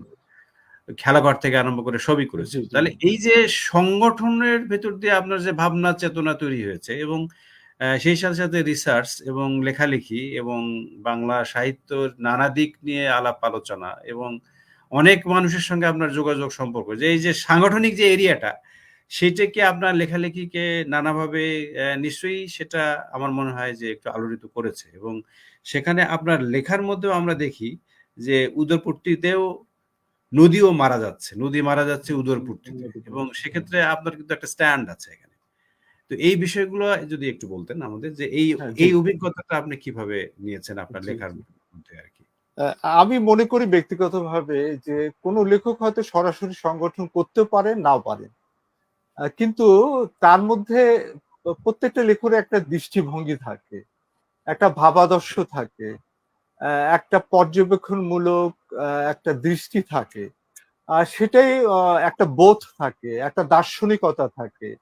আ এইগুলো তো কবিতায় বা লেখায় তিনি ধারণ করেন, সেটাই উসকে দেন। কিন্তু ব্যক্তিগতভাবে আমি মনে করি যে একজন বড় লেখক বা যে লেখক হন তিনি সরাসরি সংগঠন করতে পারে, নাও করতে পারে। কিন্তু আমার ক্ষেত্রে হয়েছে কি আমি কিশোর বয়স থেকে সংগঠন করেছি। শিশু কিশোর সংগঠন করেছি, ছাত্র সংগঠন করেছি। সবসময় সাহিত্য সংগঠন করেছি। আমি আমার এলাকায় রাজশাহী বিশ্ববিদ্যালয়ে, তারপর ঢাকায় এসে কবিতা পরিষদ করেছি ২০-২২ বছর। তারুণ্যের উল্লেখযোগ্য সময় এখনো করছি। এটাকে আমি মনে করি যে একটা লেখক তার প্রধানতম ভিত্তিমূল হচ্ছে অভিজ্ঞতা। এবং এখানে শহীদ কাদরীর একটা কথা মনে হয়। তিনি বলেছেন, সেই লেখকই বড় লেখক যার অভিজ্ঞতার রেঞ্জটা যত বড়। কেন তিনি আচ্ছা। আরো একটা কথা বলেছেন যে প্রত্যেক হুম, লেখকই আ ক্রাফটসম্যান এর মতো তার দক্ষতা অর্জন করতে পারে। দক্ষতা কিন্তু সেই লেখকই বড় যার আপনার অভিজ্ঞতার রেঞ্জটা যত বড় তিনি তত বড়। আবার আমি একটা কথা বলি, মানিক বন্দ্যোপাধ্যায়ের কথা, অভিজ্ঞতার কথা বলেছেন। তিনি একটা উদাহরণ দিয়েছেন। আ লেখক এবং সাধারণ মানুষের মধ্যে পার্থক্য কি? তিনি একটা সুন্দর উদাহরণ দিয়েছেন। তিনি বলেছেন, একটা মাছের বাজারে একটা লেখক যখন যায়, আর একটা সাধারণ ক্রেতা যায় তার মধ্যে পার্থক্য আছে। লেখক যখন মাছের বাজারে যায় তখন তিনি দেখেন যে কোন লোকটা পচা মাছ কেনে, কোন মাছটা কম দামে কেনে, কোন মাছটা বেশি দামে কেনে, কোন মাছ কোন মাছটা কেউ পড়ে যাওয়া মাছটা কুড়ায়। এই ধরনের একটা কথা বলেছেন। লেখক তিনি, যিনি মাছের বাজারে গিয়ে দেখবে যে ওখানকার ক্রেতারা কি মাছ কেনে, কিভাবে কেনে। এবং আমিও মনে করি যে প্রত্যেকটা লেখকের যে জ্ঞানময় দখলের বিষয়টা তার প্রধান ভিত্তি হচ্ছে তার অভিজ্ঞতা, তার পর্যবেক্ষণ দৃষ্টি। এই দুটো জিনিস থাকতে হবে। জ্ঞানের মূল বিষয়টা হচ্ছে পর্যবেক্ষণ এবং হুম, অভিজ্ঞতা। এই দুটো হচ্ছে মূল উপাদান। তা লেখকের সেটা থাকা উচিত। আমি মনে করি যে আমি সংগঠন করতে গিয়ে আমি সমাজের বিভিন্ন অভিঘাতের সঙ্গে যুক্ত হয়েছি। সামাজিক, রাজনৈতিক, সাহিত্য, বিভিন্ন অভিঘাত এবং সাহিত্য পরিমণ্ডলে অনেক লোকের সঙ্গে মিশেছি। তাদের যে চিন্তা ভাবনা আদান-প্রদান সেগুলোর সঙ্গে মিশেছি। আমিও মনে করি যে বাংলাদেশের যে মূল লেখালেখি, মূল সাহিত্যের ধারা, আপনিও জানেন সেটা যে ৪০ দশক, ৫০ দশকে এটা আলাদা হয়ে গেছে। আমরা হুম, জানি যে আমাদের সাহিত্যের মূল ধারা হচ্ছে উদার অসাম্প্রদায়িক ধারা এবং গণতান্ত্রিক ধারা, মানবিক ধারা, এবং সেই ধারাটা মুক্তিযুদ্ধের মধ্য দিয়ে আরো দেদীপ্যমান হয়েছে, উজ্জ্বল হয়েছে। আমরা মনে করি যে ৪০ দশকে ৫০ দশকে একটা চোরাগুপ্তা সাহিত্যের ধারা তৈরি হয়েছিল। যেটা মধ্যযুগীয় সাহিত্য নির্ভর চিন্তা ভাবনা নির্ভর। তার বিরুদ্ধে আন্দোলন করেছে সৈয়দ ওয়ালিল্লাহ থেকে শুরু করে হাসান হাফিজুর রহমান, সৈয়দ শামসুল হক, তারপর সেকেন্দার আবু জাফর, তারপর শামসুর রহমান, তারপর আলাউদ্দিন আল আজাদ। এরা বোরহানউদ্দিন খান জাকি, এরা একটা নতুন পাটাতন তৈরি করেছে সাহিত্য শিল্পের। এবং সেই সাহিত্য শিল্পের পাটাতনটা ভিত্তি করে পরবর্তীতে লেখকরা এসছে ৫০ দশকে, ৬০ দশকে, ৭০ দশকে। এবং আমরা মনে করি আমরা সেই ধারারই উত্তরাধিকার। জি, আমরা এইভাবে আমি চিন্তা করি এবং সেই ধারার উত্তরাধিকার হিসাবে আমি মনে করি যে আমাদের পূর্বসূরীরাও সংগঠন করেছেন, বিভিন্ন শিল্প সাহিত্য আন্দোলনের সঙ্গে যুক্ত হয়েছেন, দেশের অনেক সংকটময় মুহূর্তে ভূমিকা রেখেছেন এবং দেশের অনেক অভিজ্ঞতার সঙ্গে যুক্ত হয়েছেন। আমিও সেই চিন্তা ভাবনা থেকে আমি এইসব সংগঠনের সঙ্গে যুক্ত হয়েছি, বিভিন্ন অভিজ্ঞতার সঙ্গে যুক্ত হয়েছি, এবং এগুলো আমার মনের মধ্যে বিভিন্ন স্পন্দন তৈরি করেছে, বিভিন্ন অনুভব, ক্রিয়া প্রতিক্রিয়া সৃষ্টি করেছে, এবং অনেক মুহূর্ত তৈরি করেছে, যে মুহূর্তগুলো কবিতায় প্রাণ পেয়েছে এবং সেটা কবিতা হয়ে উঠেছে বলে আমি মনে করি। সেই কারণে আমি মনে করি যে সংগঠনটা আমার পজিটিভলি আমার কাজে লেগেছে বলে আমি মনে করি। হ্যাঁ, হ্যাঁ। না, সেটা সেটা তো অবশ্যই। এবং আমি তো গোড়াতেই একটু যেটা একটু ভেবেছি সেটা হচ্ছে এইরকম যে পিনু ভাইয়ের আসলে যেটা ব্যাপার যে আমরা যদি তার টোটালটা যদি আমরা দেখি, তার একটা পোর্ট্রেটটা যদি আমরা এইভাবে দেখি যে তিনি আসলে শুধু ওই লেখার জন্য লেখা তেমনটা নয়, কিংবা তার যে এই সাংগঠনিক যে দক্ষতা এবং যোগাযোগ, সাংগঠনিক যে কাজকর্ম এবং সেটিকে তিনি যে বিশ্বাস নিয়ে সেটা করেছেন, সেই বিশ্বাস নিয়ে তিনি লেখালেখিও করেছেন। এবং এই যে এই এবং দুটোরই কিন্তু দায়িত্ব। সামাজিক দায়িত্বটা যেমন তিনি নিজের কাঁধে তুলে নিয়েছেন, সেভাবে লেখালেখির মধ্য দিয়েও সেই সমাজের ওই কথাগুলোই তিনি বলার চেষ্টা করেছেন। এটা একটা বিরাট একটা ব্যাপার। এটা এক্ষেত্রে আমরা যারা মাস্টার তাদের আবার একটু একটা ব্যাপার আছে বিনু ভাই। সেটা হচ্ছে যে আপনি অন্যভাবে নেবেন না। না সেক্ষেত্রে না আমরা একটা জিনিস সেটা এভাবে দেখি যে যে কবি সে তো আসলে ইন্ট্রোভার্ট, হ্যাঁ? একটু অন্তর্মুখী, কিংবা বাইরের জিনিস তার পছন্দ হয় না, একটু মুখ একটু ওই জীবনানন্দীয় ব্যাপার একটু থাকবে, হ্যাঁ? সে হয়তো একটু লাজুক কিংবা ওইভাবে সাংগঠনিক না, হ্যাঁ? কিন্তু ভিতরে সে অনেক কিছু। আমরা এগুলোও কিন্তু অনেক সময় মানে ক্লাসের ছাত্রদের বলি আরকি যে একটু তারা তো আসলে একটু হাফ কথা বলবে, হাফ বলবে না, হ্যাঁ? তারা তো ইমেজের মধ্য দিয়ে বলবে কিংবা রূপকের মধ্য দিয়ে বলে। তো এই ক্ষেত্রে একটা ব্যাপার, সেক্ষেত্রে আমরা আবার দুটো রকম করে দেখি যে সুকান্ত, নজরুল তারা তো আবার এক ধরনের যেভাবে রাস্তার সেইভাবে তারা কবিতাও লিখেছে। গাই সাম্যের গান লিখেছে, আবার দেখা যাচ্ছে তারা রাস্তায় এসছে এবং তারা কবিতাও লিখেছে। আবার সুকান্তের ক্ষেত্রেও আমরা দেখতে পাচ্ছি যে রানার বলছে, আবার তার যে কবিতা যে পূর্ণিমার চাঁদ যেন ঝলসানো রুটে সে ধরনের লাইনও তিনি সৃষ্টি করছেন। এই দুটো ব্যাপারই ঘটছে। তো এখন সেক্ষেত্রে যেটা বিষয় আমাদের একটু একটা এই আপনার মতো একজন মানুষকে পেয়ে অনেক কিছু জানতে এবং মানে অনেক কিছুর সাথে নিজেকে একটু সম্পৃক্ত করতে ইচ্ছে করে। সেটা এই ধরনের যে এখন আমরা যদি বলি যে আপনি তো এই ছোটবেলা থেকেই সংগঠন করছেন এবং রা এম যখন আপনি শহরে ছিলেন, নিজে শহরে ছিলেন তখন সংগঠন করেছেন। তারপর রাজশাহী ইউনিভার্সিটিতে এসে তখন তো একদম সরাসরি একেবারে এরশাদ বিরোধী আন্দোলন থেকে শুরু করে যত আন্দোলন এবং গ্রেপ্তারি পরোয়ানা থেকে আরম্ভ করে অনেক কিছু নানা সময় হয়েছে। ঢাকা শহরে অনেক সময় আপনি হুমকি-ধামকির মুখে ছিলেন। এবং আমরা এটাও জানি যে আপনি আ অনেক সুযোগ সুবিধাও নিজের হাত দিয়ে ছেড়ে দিয়েছেন। ছেড়ে দিয়ে কি করেছেন? আমি লিখব, লেখার জন্যই ঢাকায় থাকব। এবং হয়তো আপনি ওই মানে ইউরোপে যেতেন, আমেরিকা যেতেন সেটা বাদ দিয়ে ঢাকাতেই থাকবেন। ঢাকাকেই আপনি চুজ করেছেন যে আমি লেখালেখি করব এবং লিখে ঢাকাতেই থাকব। তো এই যে ব্যাপারগুলো, এইটা আমার একটা প্রশ্ন থাকে এরকম। সেটা হচ্ছে কি যে আপনার যে কবিতা কিংবা মূলত কবি আপনি এবং সেভাবেই যদি দেখি, তাহলে সেক্ষেত্রে কি এই যে এত কিছু এই সংগঠন কিংবা আন্দোলন, সংগ্রাম কিংবা এই যে অ্যা চাকরি-বাকরি এই সবকিছুর মধ্যে কি আপনার লেখাকে সেটা কি কখনো নানাভাবে এই বাধাগ্রস্ত হয়েছে কিনা? কিংবা ডিস্টার্বড হয়েছেন কিনা? যে আমি তো এর চেয়ে আরো ভালো কবিতা লিখতে পারতাম। কিংবা আসলে লিখতে গেলেই এটা সমস্যা, এইটা সমস্যা, এটা করতে হবে। এখন রাস্তায় নামতে হবে। এখন আমাকে সংগঠনে যেতে হচ্ছে। এখন আমাকে উৎসবে যেতে হচ্ছে। ওই ঢাকা ইউনিভার্সিটি লাইব্রেরির সামনে গিয়ে বক্তৃতা করতে হবে। ওখানে তো আগামীকাল অনুষ্ঠান আছে, ওখানে যেতে হবে। এই যে এই জিনিসগুলোকে আপনার যে অ্যা লেখালেখির যে জায়গাটা বা অ্যাজ এ পোয়েট আপনার যে কাব্যসত্তা সেটাকে কি কখনো ইয়ে করে মানে আঘাতপ্রাপ্ত করে বা বাধাগ্রস্ত করে? কিংবা আপনি কি মনে করেছেন এটা একটা ডিস্টার্বড কিংবা এটা আসলে সত্যি এভাবে কবিতা লেখা যায় না। এরকম কি কখনো মনে হয়েছে?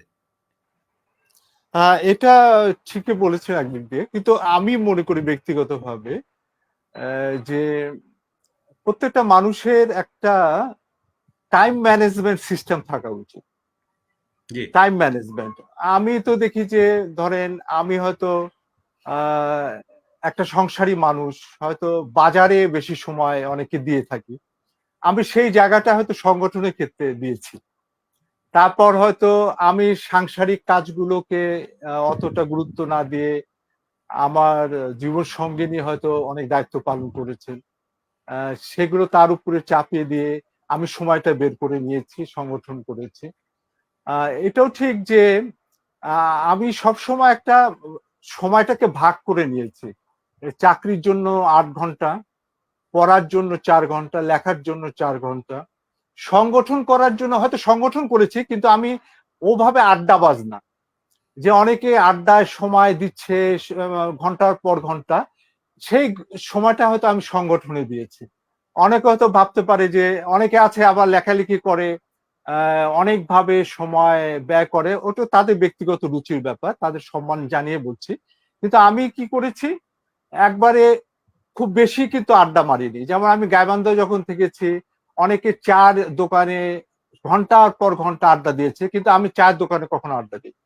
এবং আমি গাইবান্ধা পাবলিক লাইব্রেরিতে প্রতিদিন গেছি।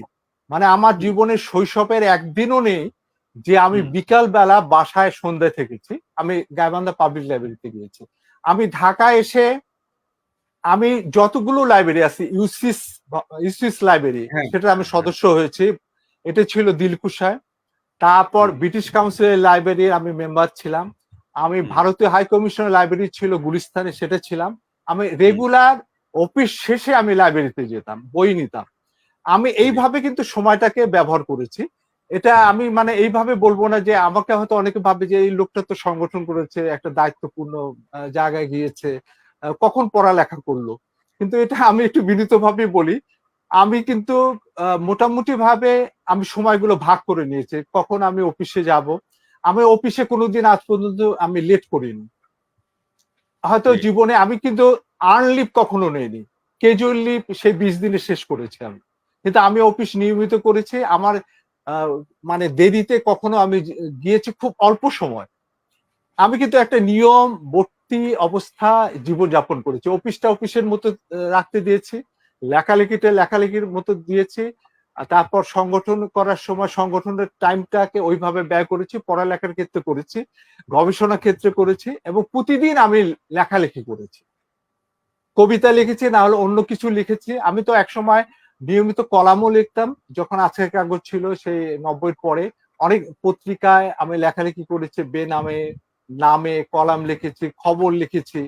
এগুলো আমি নিয়মিতই করতাম। তো আমার কাছে মনে হয় যে কারো যদি একটা সুষ্ঠু টাইম ম্যানেজমেন্ট সিস্টেম থাকে, তাহলে তিনি অনেক কাজ করে লেখালেখি করতে পারেন বলে আমি মনে করি।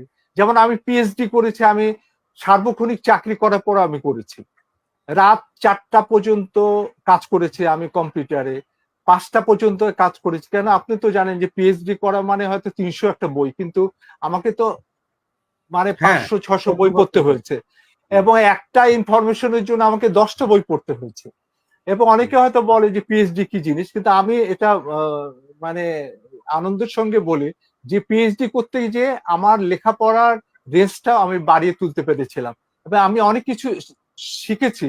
ম্যাথোলজি মানে অনেক ম্যাথোলজি জেনেছি, অনেক সিস্টেম জেনেছি, অনেক বই পড়তে হয়েছে আমাকে, নারীদের অনেক ইতিহাস পড়তে হয়েছে আমাকে, বিশ্বের অনেক ইতিহাস পড়তে হয়েছে, যেগুলো আমাকে কাজে লেগেছে। সেজন্য আমি মনে করি যে হয়তো আমাকে অনেকে ভাবে যে আমি হয়তো সংগঠন করি, যেমন আপনিও সংগঠন করেন।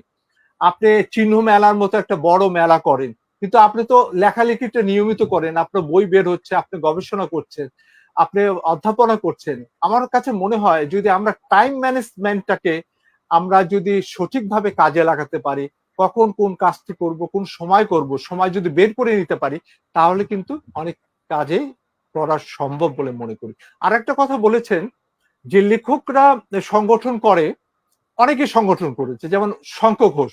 আমি একটা উদাহরণ দিয়ে থাকি। যখন শঙ্খ ঘোষ লেখালেখি শুরু করলেন, তখন একটা সভায় কবিতা পড়তে গেলেন, তখন বুদ্ধদেব বসু ছিলেন সেই অনুষ্ঠানে।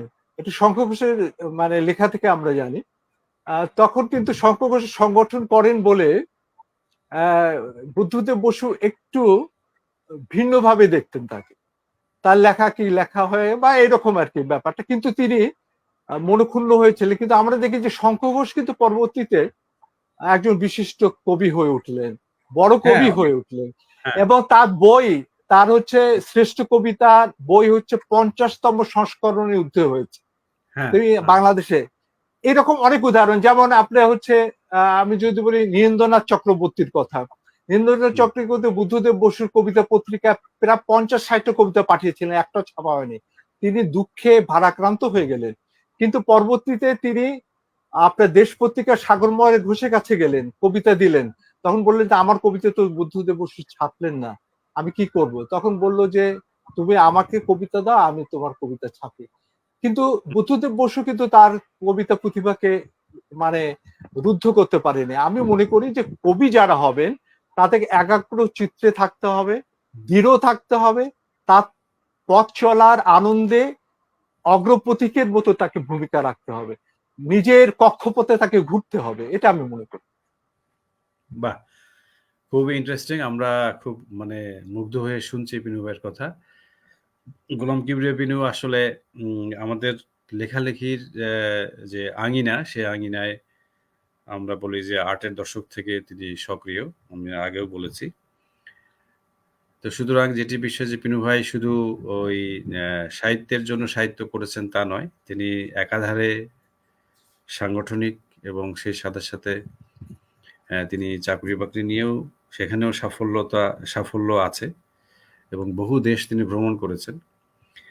তো সেগুলো আসলে আমরা আমাদের মূল জায়গাটা হচ্ছে যে তিনি কিভাবে কবিতা লেখেন, তার কবিতার চর্চা এবং অ্যা তার কবিতার যে জার্নি কিংবা দীর্ঘ সময় ধরে যে কবিতা লিখছেন আমরা শুনলাম এতক্ষণ যে তিনি আসলে কিভাবে এটাকে আত্মস্থ করার চেষ্টা করেছেন এবং নির্মোহ থেকে নিরঙ্কুশভাবে তিনি লিখে যাচ্ছেন। এখানে আসলে কি প্রাপ্তি, কি অপ্রাপ্তি সেই হিসাবটা তার সামনে এখনো নেই আরকি। তো আমাদের আসলে এটা যেটা ব্যাপার আমাদের এক্ষেত্রে আমরা একটু শেষের দিকে এসেছি। প্রায় ১ ঘন্টা হয়ে গেছে। তো এখন যেটি বিষয় সেটা হচ্ছে যে ওই আমাদের একটা জিজ্ঞাসা প্রিয় ভাই সেটা হচ্ছে যে এই আপনি তো আ আমাদেরও একটু সিনিয়র হবেন আরকি। সেক্ষেত্রে অনেক যেটা দেখা সিনিয়র। যাচ্ছে হ্যাঁ, হ্যাঁ, সেটা দেখা যাচ্ছে যে আপনি যখন রাজশাহী ইউনিভার্সিটিতে লেখাপড়া করেছেন এবং একটু আগে আজাদ কালাম ভাই ছিলেন আমাদের এখানে। এখনো বোধহয় আছেন ও কিনা জানি না। উনি মাঝে, মাঝেই রেসপন্স করছে বাহ! আরকি এবং আপনাকে সে খুব অনুসরণ করছে। মানে দেখছে আরকি যে আপনি কি বলছেন, শুনছে। তো এটা আসলে আপনারও তো প্রায় একই সময়ের। তো উনি আসলে বোধহয় একটু জুনিয়র হবেন আপনার। হ্যাঁ, তো জুনিয়র হবে, জি। হ্যাঁ, তো ওই আসলে ওই সময়টা তো এখানে আমাদের রাজশাহীতে কিন্তু লেখালেখিটা অ্যা খুব মানে অ্যা এক ধরনের অ্যা আমি মনে করি যে একটা স্বর্ণালী সময় আরকি, জি, আপনাদের জি, জি, সময়টা। এবং ওই সময়ে এখানে এখন এই আবু বকর সিদ্দিক, গোলাম মুর্শিদ, জি, আসাদুজ্জামান, জি, জি, তারপর হচ্ছে হাসান আজিজুল হক, জি, সনৎ জি। কুমার সাহা, নাজিম জুলফিকার মাহমুদ। মল্লিক, আলী আনোয়ার, নাজিম মাহমুদ মানে সব একদম সব হ্যাঁ। স্টাররা সব এখানে হুম, ছিলেন এবং তখন আসলে কি ওই ধরনের তো আসলে এই ম্যানুয়ালি যা কিছু হতো তখন তো আর যোগাযোগটা ওরকম ছিল না। কিন্তু জি, জি, সেটার জি, মধ্যে আলাদা এক ধরনের একটা স্বাদ, একটা টেস্ট ছিল যেটা আসলে জি, জি, জি। আপনাদের যৌবনটাকে এক অর্থে যে এমন শক্ত করে দিয়েছে বেঁধে ওই আবেগটা, ইমোশনটা, ওই সেন্টিমেন্টটা, হ্যাঁ? এবং সেই সময়ে রাষ্ট্র, রাজনীতি সবকিছু মিলে আমার মনে হয় যে ৮০ দশক আপনাদের ওই সেই যে সময়টাতে আপনার লেখালেখির শুরু হলো বা গোড়াপত্তন হলো, তারপরে একটা দীর্ঘ সময় আমি বলব যে ২০০০ সালের পর থেকে শুরু করে তারপরে তো টেক প্রযুক্তি এটা সেটা মিলে অন্য জগতে হুম, এখন তো অন্য অবস্থা ব্যবস্থা। তো এক্ষেত্রে যেটি বিষয় সেটা হলো যে এখন তো আপনি তো Facebook এ আপনাকে কখনো আমি লিখতে দেখি না। বোধহয় লেখেন কিনা আমি জানি না। লিখি আমি ফেসবুকে। হ্যাঁ। কিংবা আসলে যেটি বিষয় যে এখন ওই যে এখন তো একটা নেট বিশ্ব কিংবা আমরা জি, বলি জি, ওয়েব জি। জিন এটাও চলছে। তারপরে ই-লাইব্রেরি এসব চলছে। হ্যাঁ, জি, আর জি। সেই সাথে যেটা বিষয় যে একসময় হয়তো যে বইয়ের প্রয়োজনটাও হয়তো অতটা আর জি, জি, মুখ্য জি। থাকবে না। এই জেনারেশন বই হয়তো ওভাবে হয়তো আর দরকার মনে করছে না। বা জি, জি, জি। সে অবস্থাটা নেই আরকি। ব্যবস্থাটা বদলে গেছে। জি, তো ফলে এখন যেটা বিষয় আপনার কি মনে হয় যে আসলে আমাদের যে কবিতার চর্চা, আমাদের যে এই যে নদী, মাটি, মানুষ, জীবন, সংস্কৃতি, আবেগ, ইমোশন এবং সেক্ষেত্রে এই যে এই ৯০ ছিল একরকম, শূন্যের দশকে একরকম, এই দ্বিতীয় দশক, তৃতীয় দশকে এসে সেটার যে নতুন একটা জায়গা নিয়েছে এবং আমরা দেখতে পাচ্ছি যে সামাজিক, রাজনৈতিক, অর্থনৈতিক যে অবস্থা সেটাও বদলে যাচ্ছে। ফলে এই কবিতার আসলে কি পরিণতি আপনার মনে হয়? আপনার তো প্রায় ৪ দশকের অভিজ্ঞতা। সেখানে আসলে লেখকরা বা যারা কবি, সত্যিকার অর্থে যে কবি, আমরা এখন যদি একটা জিনিস অনেক সময় আমাদের অনেকেই বলেন যে, "আরে লেখালেখি তো শেষ হয়ে গেছে। আবার লেখালেখি করে কি লাভ?" হ্যাঁ? এরকম একটা ব্যাপার। আর হচ্ছে কি যে, "এখন বল দেখি কে কবিতা লেখে? কে কবি? এক অর্থে নাম বল।" শামসুর রহমানের মতো, আল মাহমুদের মতো, হাসান হাফিজুর রহমানের মতো, ওই 60s এ যারা ছিল হাতে গোনা যেত। এখন একটা নাম বল দেখি কে আছে? হ্যাঁ? বা এখন কে উপন্যাস লিখছে? একটা নাম বল দেখি। তো আসলে এইভাবে মানে অনেকেই মানে একটা মানে নানা রকম আড্ডায়, আলোচনায় এরকম প্রসঙ্গ গুলো আসে আরকি। সেক্ষেত্রে দেখা যাচ্ছে যে আমরা দেখা যাচ্ছে একটা কিছু হলেই সেখানে কবি, লেখকদের মধ্যে ফেসবুকে একটা বাহাত চলছে। একটা যুদ্ধ, একটা দামামামূলক অবস্থা চলছে আসলে। এই অবস্থায় আসলে লেখালেখির কি পরিণতি মানে আদৌ মানুষ তো পৃথিবীতে আছে, মানুষ তো থাকবেই। এবং মানুষের মধ্যেই আশা, আকাঙ্ক্ষা এবং স্বপ্ন দেখাটা থাকবেই। কিন্তু সেক্ষেত্রে আমাদের লেখালেখির যে পরিণতির যে অবস্থাটা এবং আপনি নিশ্চয়ই ৪ দশক ধরে একটা অনেক বড় একটা আপনি কিন্তু সৌভাগ্যবানও এক অর্থে। অনেক কিছু দেখলেন আরকি। অনেক কিছু জি, জি, দেখেছেন। জি। হ্যাঁ? নিশ্চয়ই একটা সৌভাগ্যবান হুম। জেনারেশন আপনারা। যে জেনারেশন আসলে অনেক কিছু দেখলো। হ্যাঁ, হুম? জি, তো জি। সুতরাং সেই জেনারেশনের যে আপনারা যে অনেকগুলো চেঞ্জ এ দেখলেন, এই যে অভিজ্ঞতাটা, এই অভিজ্ঞতাটা আমরা একটু দর্শকদের সঙ্গে শেয়ার করতে চাই যে আসলে আপনার কি পারসেপশন লেখক, লেখালেখি এবং কবি বা কবিতা আসলে কি দাঁড়াচ্ছে? কোন দিকে যাচ্ছে? হুম। কি মনে করব আমরা আসলে এটা? একটু না, সৃষ্টিশীল লোক হ্যাঁ, হিসেবে আপনার অভিজ্ঞতাটা। জি। হ্যাঁ। আমি মনে করি যে আমাদের আমাদের বয়স তো হয়েছে। আমরা ৬০ ঊর্ধ্ব বয়স আমাদের এখন। আমরা পাকিস্তান আমল কিছুটা দেখেছি, বাংলাদেশ দেখেছি, ৮০ দশক দেখেছি। ৯০ দশক এই ২০ বছরে তো পৃথিবী অনেক পরিবর্তন হয়েছে, বিশেষত প্রযুক্তির কারণে। আপনি যে কথাটা বললেন যে বই আজকে থাকবে কিনা? মানে প্রিন্টেড বই, কাগজের বই। বই, বুকস বের হচ্ছে এখন পৃথিবীর সব জায়গায় বই হচ্ছে। এখন তো লাইব্রেরি হচ্ছে অনলাইন লাইব্রেরি হয়ে গেছে পৃথিবীর সব জায়গায়। যদিও বাংলাদেশে আম প্রযুক্তির অনেক বিকাশ হয়েছে বিভিন্ন ব্যক্তিগত জীবনে, কিন্তু লাইব্রেরি ক্ষেত্রে অতটা হয়নি। আজকে বাংলাদেশে কোনো লাইব্রেরি আ মানে আ আপনার অনলাইন হয়নি। বইগুলো ই-বুকে রূপান্তরিত হয়নি। পৃথিবীর অনেক লাইব্রেরি হয়েছে। যেমন আমি বাংলাদেশে থেকে আম আ কংগ্রেস লাইব্রেরিতে আমেরিকায় ঢুকতে পারি আমি। যেকোনো লাইব্রেরিতে ঢুকে বই আনতে পারি, সেটা হয়নি। কিন্তু এই পরিবর্তনগুলো আসবেই। আর আজকের যুগে তো অনেক পরিবর্তন হয়েছে। আর পরিবর্তনগুলো হয়েছে শিল্পের ক্ষেত্রেও। যেমন আগে আমরা দেখতাম যে আমাদের আ যারা নানা-নানী ছিলেন বা মারা ছিলেন তখন উপন্যাস পড়তেন। জি। কিন্তু আজকে তারা সিরিয়াল দেখেন। এই যে হ্যাঁ, হ্যাঁ। পরিবর্তনগুলো হয়েছে, নাটক দেখছেন। তারপরে আমাদের তরুণরা হয়ে গেছে কি যে অনলাইনে এখন অনেক ধরনের স্টোরি তৈরি হচ্ছে। তাৎক্ষণিক স্টোরি সেগুলোর দিকে চোখ যাচ্ছে। বইয়ের দিকে যাচ্ছে না অতটা। হুম। আমাদেরও যাচ্ছে না চোখ। আমরা এখন নিয়মিত অনেকে বই পড়ি না। আমরা কি ফেসবুকে, অনলাইনে তারপর হচ্ছে ভিডিও দেখছি। এটা এক ধরনের মানে নতুন একটা জগৎ তৈরি হয়েছে, তাৎক্ষণিক জগৎ। এবং মানুষকে চঞ্চল করে ফেলছে, অস্থির করে ফেলছে। এবং এই অস্থিরতাকে আরো বাড়িয়ে তুলছে তাৎক্ষণিক অনেক ধরনের স্টোরি। আপনি যে কথাটা বললেন, তাৎক্ষণিক অনেক ইস্যু নিয়ে আমরা পাগল হয়ে যাচ্ছি। আমরা এর বিরুদ্ধে লিখছি, ওর বিরুদ্ধে লিখছি। তারপর আমরা আগ্রহী হয়ে উঠছি এই বিষয়টা নিয়ে কে কি লিখলো। যার ফলে সেই জায়গায় কিন্তু পাঠক হিসাবে আমাদের সময়টা চলে যাচ্ছে। দর্শক হিসাবে সেই সময়টা চলে যাচ্ছে। আমি একটা উদাহরণ দেই যে আমাদের যখন বই বের হয় ১৯৮৪ সালে কবিতার বই বের হয় তখন মানুষের জনসংখ্যা ছিল ৮ কোটি থেকে ৯ কোটি। তখন ১২০০ কবিতার বই বের হতো। কিন্তু আজকে যখন ১৮-১৯ কোটির লোক তখন সব কবির কবিতার বই বের হয় ২০০ থেকে ৩০০। তাতে রাইট। বোঝা খুব যাচ্ছে একটা হ্যাঁ, পাঠকের হ্যাঁ। হ্যাঁ, একটা কমতি আসছে। এটা আমরা স্বীকার করি না স্বীকার করি। এটা কারণ হচ্ছে কি আমাদের অনলাইন জগৎ আমাদের মানসিকতাকে তৈরি করে ফেলছে অন্য ধরনের।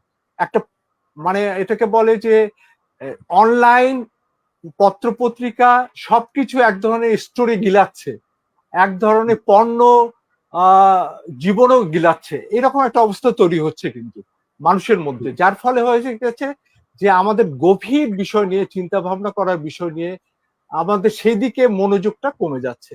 আবার একটা পাশাপাশি এও হচ্ছে যে আমাদের যে আধুনিক কালে যে অনলাইনের বিকাশ হচ্ছে, ইন্টারনেটের বিকাশ হচ্ছে, ফেসবুকের বিকাশ হচ্ছে, এগুলো আবার ভালো কাজেও লাগানো যাচ্ছে। যেমন আমি যদি একটা কবিতা ফেসবুকে দেই, হয়তো হুম। সেই কবিতাটা অনেকের কাছে পৌঁছে যাচ্ছে, আমেরিকায় পৌঁছে যাচ্ছে, আফ্রিকায় পৌঁছে যাচ্ছে, এখানে পাঠক আছে বাংলা ভাষাভাষী, হয়তো কেউ নেদারল্যান্ডসে আছে, সেও কিন্তু আমার কবিতাটা পড়ছে এবং সেখানে মতামত দিচ্ছে। এর ফলে কিন্তু একটা যোগাযোগও তৈরি হচ্ছে, এবং এর মধ্য দিয়ে একটা পাঠকও তৈরি হচ্ছে, কিন্তু সেই পাঠকটা কতজন, এ ব্যাপারে একটা প্রশ্ন আসছে আর কি, যে কবিতার পাঠক কি সবাই যারা ফেসবুক দেখছেন বা যারা অনলাইনে আছেন, যারা ইন্টারনেটে আছেন, তা হয়তো নয়। এবং সেখানে হয়তো বিষয়টা ছিন্ন বিচ্ছিন্ন হয়ে পড়ছে কবিতার পাঠকও।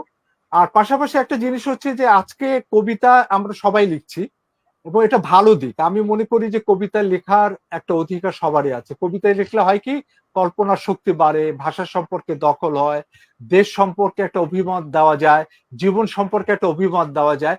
এইভাবে হয়তো কবিতা লেখা যায়, এবং কবিতার চর্চা খারাপ না। অনেক দেশ আছে যে কবিতার চর্চা সবাই করে, কবিতা বই হাজার হাজার কবি বের হয়, এরকম ইউরোপের অনেক দেশ আছে। আমি সেটা বলছি, কিন্তু পাশাপাশি এও হয়েছে যে কে বড় কবি, আপনি যেটা বললেন যে 60 দশকে বলা যেত যে অমুক বড় কবি, কিন্তু আজকের যুগে হয়তো অনেকে বলতে পারেন না। এই জিনিসটা একটু জটিল হয়ে গেছে, এবং এটার কারণটা হচ্ছে কি, আজকের যুগে এমন কোন সাহিত্য সম্পাদকও হয়ে উঠছে কিনা আমি জানি না, অনেকে আছে ভালো সাহিত্য সম্পাদক, তারা ধারাবাহিকভাবে একজন লেখককে প্রমোট করতে পারছে না বা লেখক হিসেবে আবিষ্কার করতে পারছে না। অনেকে যেমন আবিষ্কার করতে পারছে, আহসান আবিব, আবুল হাসনাত, যে তারা দীর্ঘদিন যাদেরকে লেখক হিসেবে তুলে ধরতেন, তারাই সমাজে পাঠকের কাছে একজন বিশিষ্ট লেখক হয়ে উঠতেন। তাদের এক ধরনের প্রতিকৃতি তৈরি হতো, এক ধরনের ভাবমূর্তি তৈরি হতো, সেটা হয়তো এখন হচ্ছে না। কিন্তু তবু আমি মনে করি অনেক পাঠক আছে, সুচিন্তিত পাঠক আছেন, গভীর পাঠক আছেন, তারা হয়তো আবিষ্কার করছেন, অনেকে চিহ্নিত করতে পারছেন, হয়তো সেটা বলছেন না, কিন্তু অনেকে আবার এটার প্রতিক্রিয়া বলেন। অনেকে, আমি অনেকে দেখেছি যে আমাদের অনেক কবিতা নিয়ে অনেক বিশিষ্ট জন হয়তো আমেরিকা আছেন, তিনি হয়তো একটা মন্তব্য করলেন, তখন আমাদের অনুপ্রেরণা জাগে, প্রেরণা জাগে। এইভাবেও কিন্তু পাঠক সমালোচকও ছড়িয়ে পড়েছে। আর একটা জিনিস বললেন যে ইন্টারনেটের যুগটা আমাদের মন মানসিকতাকে অস্থির করে তুলছে। এই অস্থিরতার মধ্যে কবিতার মতো একটা মনোযোগী বিষয়, একটা ধীর স্থির হয়ে পড়ার বিষয়, তারপর গভীরতার বিষয়, একটা নন্দন তত্ত্বের গভীরতাকে স্পর্শ করার বিষয়, এটা কতটুকু চ্যালেঞ্জিং একটা অবস্থায় নিয়ে গেছে, সেটা একটা বিচার বিবেচনা করার বিষয় হয়ে দাঁড়িয়েছে বলে আমি মনে করি। এবং কবিতা শুধু নয়, গল্প, উপন্যাস, তারপর প্রবন্ধ, এগুলো সবক্ষেত্রে একটা জি। চ্যালেঞ্জের মধ্যে পড়েছে বলে আমার মনে হয়। Definitely, definitely. তারপরেও আসলে আমাদের এটা তো নিশ্চয়ই যে তারপরেও পজিটিভ দিকও আছে, হ্যাঁ, পজিটিভ হ্যাঁ, দিকও আছে। তারপরেও লেখা হবে কবিতা এবং সুন্দর, হ্যাঁ, সুন্দর কবিতা লেখা কবিতাই হবে, উপন্যাস লেখা হবে, পাঠক আছে, কিছু পাঠক তো আচ্ছা, আছেই। হ্যাঁ, হ্যাঁ, হ্যাঁ, আসে এবং হ্যাঁ, সেটা থাকবে। আছে। হ্যাঁ, তখন হ্যাঁ, আসলে মানে এই মানুষ তো মানে অনন্ত সম্ভাবনার একটা প্রাণী হ্যাঁ, আরকি। সম্ভাবনা সুতরাং আছে। হ্যাঁ, সুতরাং তার সম্ভাবনা নানা দিকে নানামুখী। নিশ্চয়ই অ্যা মানুষ এর মধ্যেই তার পথ, তার অবস্থান, তার হুম, যাত্রাপথ সে খুঁজে নেবে আরকি। বিনু ভাই আসলে যেটি বিষয় যে আমাদের আসলে উম অ্যা এ অনেকক্ষণই আমরা একটু মানে কি আমাদের সবারই ওই যে বললেন আপনি চঞ্চল মন। হ্যাঁ? জি, তো এখন আসলে আসলে আমরা আমাদের কথা বলতে তো ভালোই লাগছে। সেটাতে না, ঠিক এবং আছে, আপনার মতো অবশ্যই মানুষের ঠিক সাথে আছে। আপনার মতো মানুষের সঙ্গ পাওয়া এবং এটা আসলে না, আপনার একটা সঙ্গ সৌভাগ্য। পাওয়া একটা না, আমার জন্য এটা খুবই হচ্ছে কি যে সৌভাগ্য। আসলে আমরা ওই আমাদের কিছু ছেলেমেয়ে যারা আছে এবং যারা লেখালেখির সঙ্গে যুক্ত, যারা সাহিত্য করতে চায়, এই প্রজন্ম যারা এবং আমাদের লিটল ম্যাক করতে গিয়ে দেখা যায় যে অ্যা একজন ঝলসিত লেখক সে হয়তো হঠাৎ করে আউটবার্স্ট হয়ে সে লিখছে এবং সে তার লেখাটা ছাপতে হচ্ছে। হ্যাঁ? এরকম। আবার কিছু পুরনো লেখকদের লেখাও হয়তো ছাপতে হচ্ছে। এবং লেখালেখির জগতে দেখা যায় যে একটা যে পরম্পরা সেটা বহাল আছে। সেটা এত কিছুর মধ্য দিয়েও চলছে। হুম, যতই হুম, সেটা হুম, ন্যারো হোক তারপরেও হুম, আছে প্রবহমান। তো এখন যেটি বিষয় সেটি হচ্ছে যে আপনাদের মতো মানুষদের কাছে যে এবং আপনারা যেহেতু দীর্ঘ সময় লেখালেখির জগতে আছেন এবং লেখালেখির জন্যই লেখালেখি নিয়ে কখনো আপোস করেননি এবং অনেক সুযোগ সুবিধা পেলেও এই কর্পোরেট ব্যবসা-বাণিজ্যের যুগে, এস্টাবলিশমেন্টের যুগে এই এক ধরনের যেখানে অনেক কিছু ভোগবাদী একটা বিশ্ব, সেখানে আপনারা লেখালেখির সাথেই থেকেছেন এবং সেটাকে অস্বীকার করে লেখালেখির জন্যই এক অর্থে নিরাপোস থাকা। এটা এই ব্যতিক্রম তো বটেই এবং এইটা আসলে এটা তো আসলে সত্যিকার অর্থে যেটা বিষয় যে এটা দেখাও যাচ্ছে না আপনি কি পাবেন বা কি পাবেন না। কিন্তু একদম মনের যে তাগিদ সেখান থেকেই আসলে এই পজিশনটা আপনি নিয়েছেন। এজন্য আমি মনে করি যে আমরা বিশেষ করে আমরা যারা আপনাকে চিনি ঘনিষ্ঠভাবে আমরা নিশ্চয়ই এই বিষয়ে কৃতজ্ঞতা এবং সেই সাথে, সাথে যে বাংলাদেশে এরকম মানুষও আছে। এরকম মানে এখন তো আ বিরাট জনগোষ্ঠী। সুতরাং এই জনগোষ্ঠীর মধ্যে আমরা আসলে আ খুঁজতে থাকি কে ভালো মানুষ, কে আদর্শ, কে অনুকরণীয় এবং কাকে দেখে আমাদের প্রজন্ম সামনের দিকে চলবে। হ্যাঁ? তো সেক্ষেত্রে নিশ্চয়ই আপনি আমাদের একজন দৃষ্টান্ত স্থানীয় ব্যক্তি। তো নিশ্চয়ই আ আপনার লেখালেখিটা আপনি চালিয়ে যাবেন এবং আমি অ্যা অ্যা একটু যদি আনন্দিত হই সেটি হচ্ছে যে একটু শেষ সময় এসে গেছে। আপনি যদি আপনার একটু শেষ কাব্যগ্রন্থ থেকেই হোক বা কোনো প্রিয় কবিতার জি। যদি কিছু একটু পড়ে শোনান আমাদের দর্শক শ্রোতাদের উদ্দেশ্যে, আ তাহলে তারা একটু আপনার কবিতা সম্পর্কে জানতে পারবে এবং হয়তো তারা কিনতেও পারে এবং না, বুঝতেও পারে। ঠিক আছে। তো সেইটা একটু শেয়ার করা আর আপনার এই আলোচনার মধ্য দিয়ে তারপরে এই কবিতা পড়া হলে আপনি একটু দর্শকদের উদ্দেশ্যে কিছু বলবেন, তারপরে আমরা শেষ করব। আপনি যদি একটু ঠিক পড়ে আছে। শোনান বিনিময়ে। হ্যাঁ। হ্যাঁ। আমার শেষ কাব্যগ্রন্থ 'মানুষ পোশাক পরলেও উলঙ্গ মনে হয়'। আম এই কাব্যগ্রন্থের ১ম একটি কবিতা আছে। কবিতার শিরোনাম 'পোশাক'। সেই কবিতাটি আমি উপস্থাপন করছি। পশুদের গায়ে পোশাক থাকে না, নিজেরাও পোশাক পরে না। চিড়িয়াখানার পশুদের গায়ে পোশাক চাপানো থাকে। কেননা সেখানে মানুষের আনাগোনা, মানুষের নিয়ন্ত্রণ, মানুষের স্পর্শ। যেখানেই মানুষ সেখানেই পোশাক। পশুরা পোশাক পরলে বিভ্রান্ত হতো, একে অপরকে চিনতে পারত না। নিজেদের ডাক ও আওয়াজ বুঝতে পারত না। পশুদের কণ্ঠধ্বনি পশুরা নকল করে না।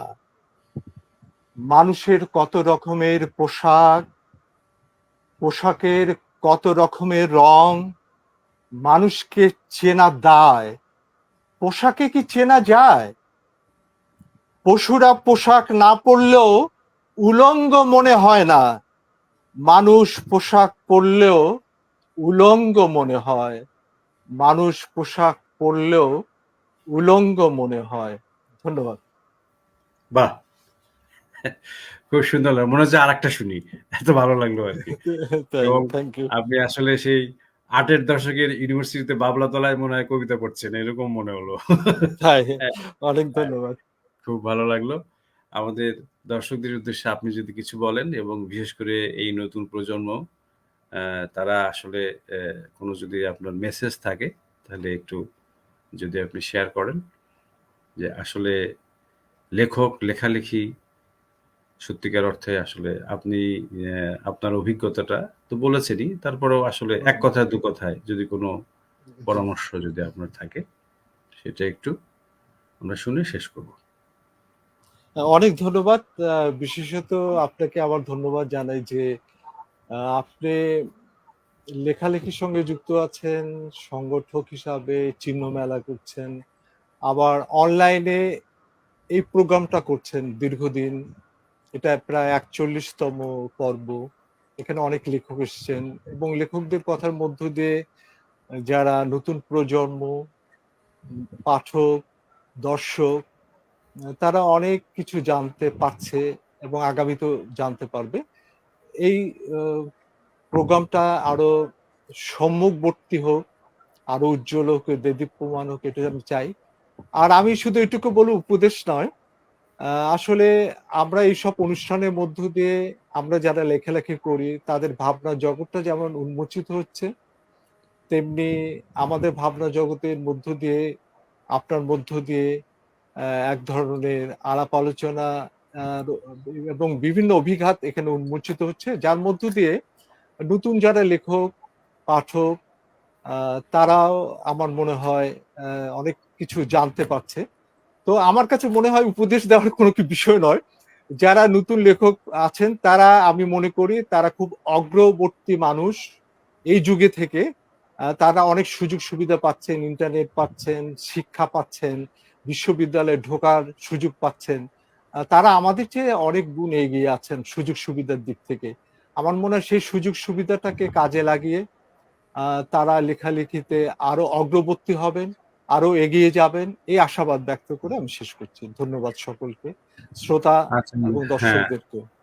ধন্যবাদ পিনু ভাইকে। আমাদের এখানে অনেক দর্শক শ্রোতা যুক্ত হয়েছেন এবং দুই বাংলা থেকেই অনেক দর্শক যুক্ত হয়েছেন। তারা আপনাকে শুভেচ্ছা জানিয়েছেন এবং অনেক ধন্যবাদ। তারা অনেকেই জানে আপনার বই পুস্তক সম্পর্কে এবং অনেকেই শুভেচ্ছা শুভকামনা জানিয়েছে এবং লেখালেখি সম্পর্কে বা কবিতা সম্পর্কে আপনি যা কিছু বলেছেন, সংগঠক হিসেবে যা বলেছেন তারা খুব ইন্সপায়ার্ড হয়েছে। আমরা মাঝে, মাঝে এখানে শেয়ার করেছি সেগুলো এবং আরো জি, কিছু এসছে, অনেক এসছে।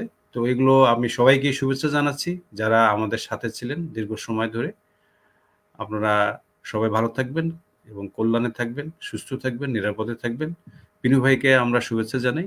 পিনু ভাইয়ের মঙ্গলময় জীবন এবং লেখকময় জীবন এবং তার যে কবিতা সেটা এগিয়ে যাক সেটা আমরা প্রত্যাশা করি এবং তার কাছ থেকে নিশ্চয়ই আমরা আরো কিছু পাবো সেই প্রত্যাশা রাখছি। আপনাদের সবাইকে শুভেচ্ছা, শুভরাত্রি। সবাই ভালো থাকবেন। আগামীতে দেখা হবে অন্য কোনো অতিথিকে নিয়ে। ধন্যবাদ।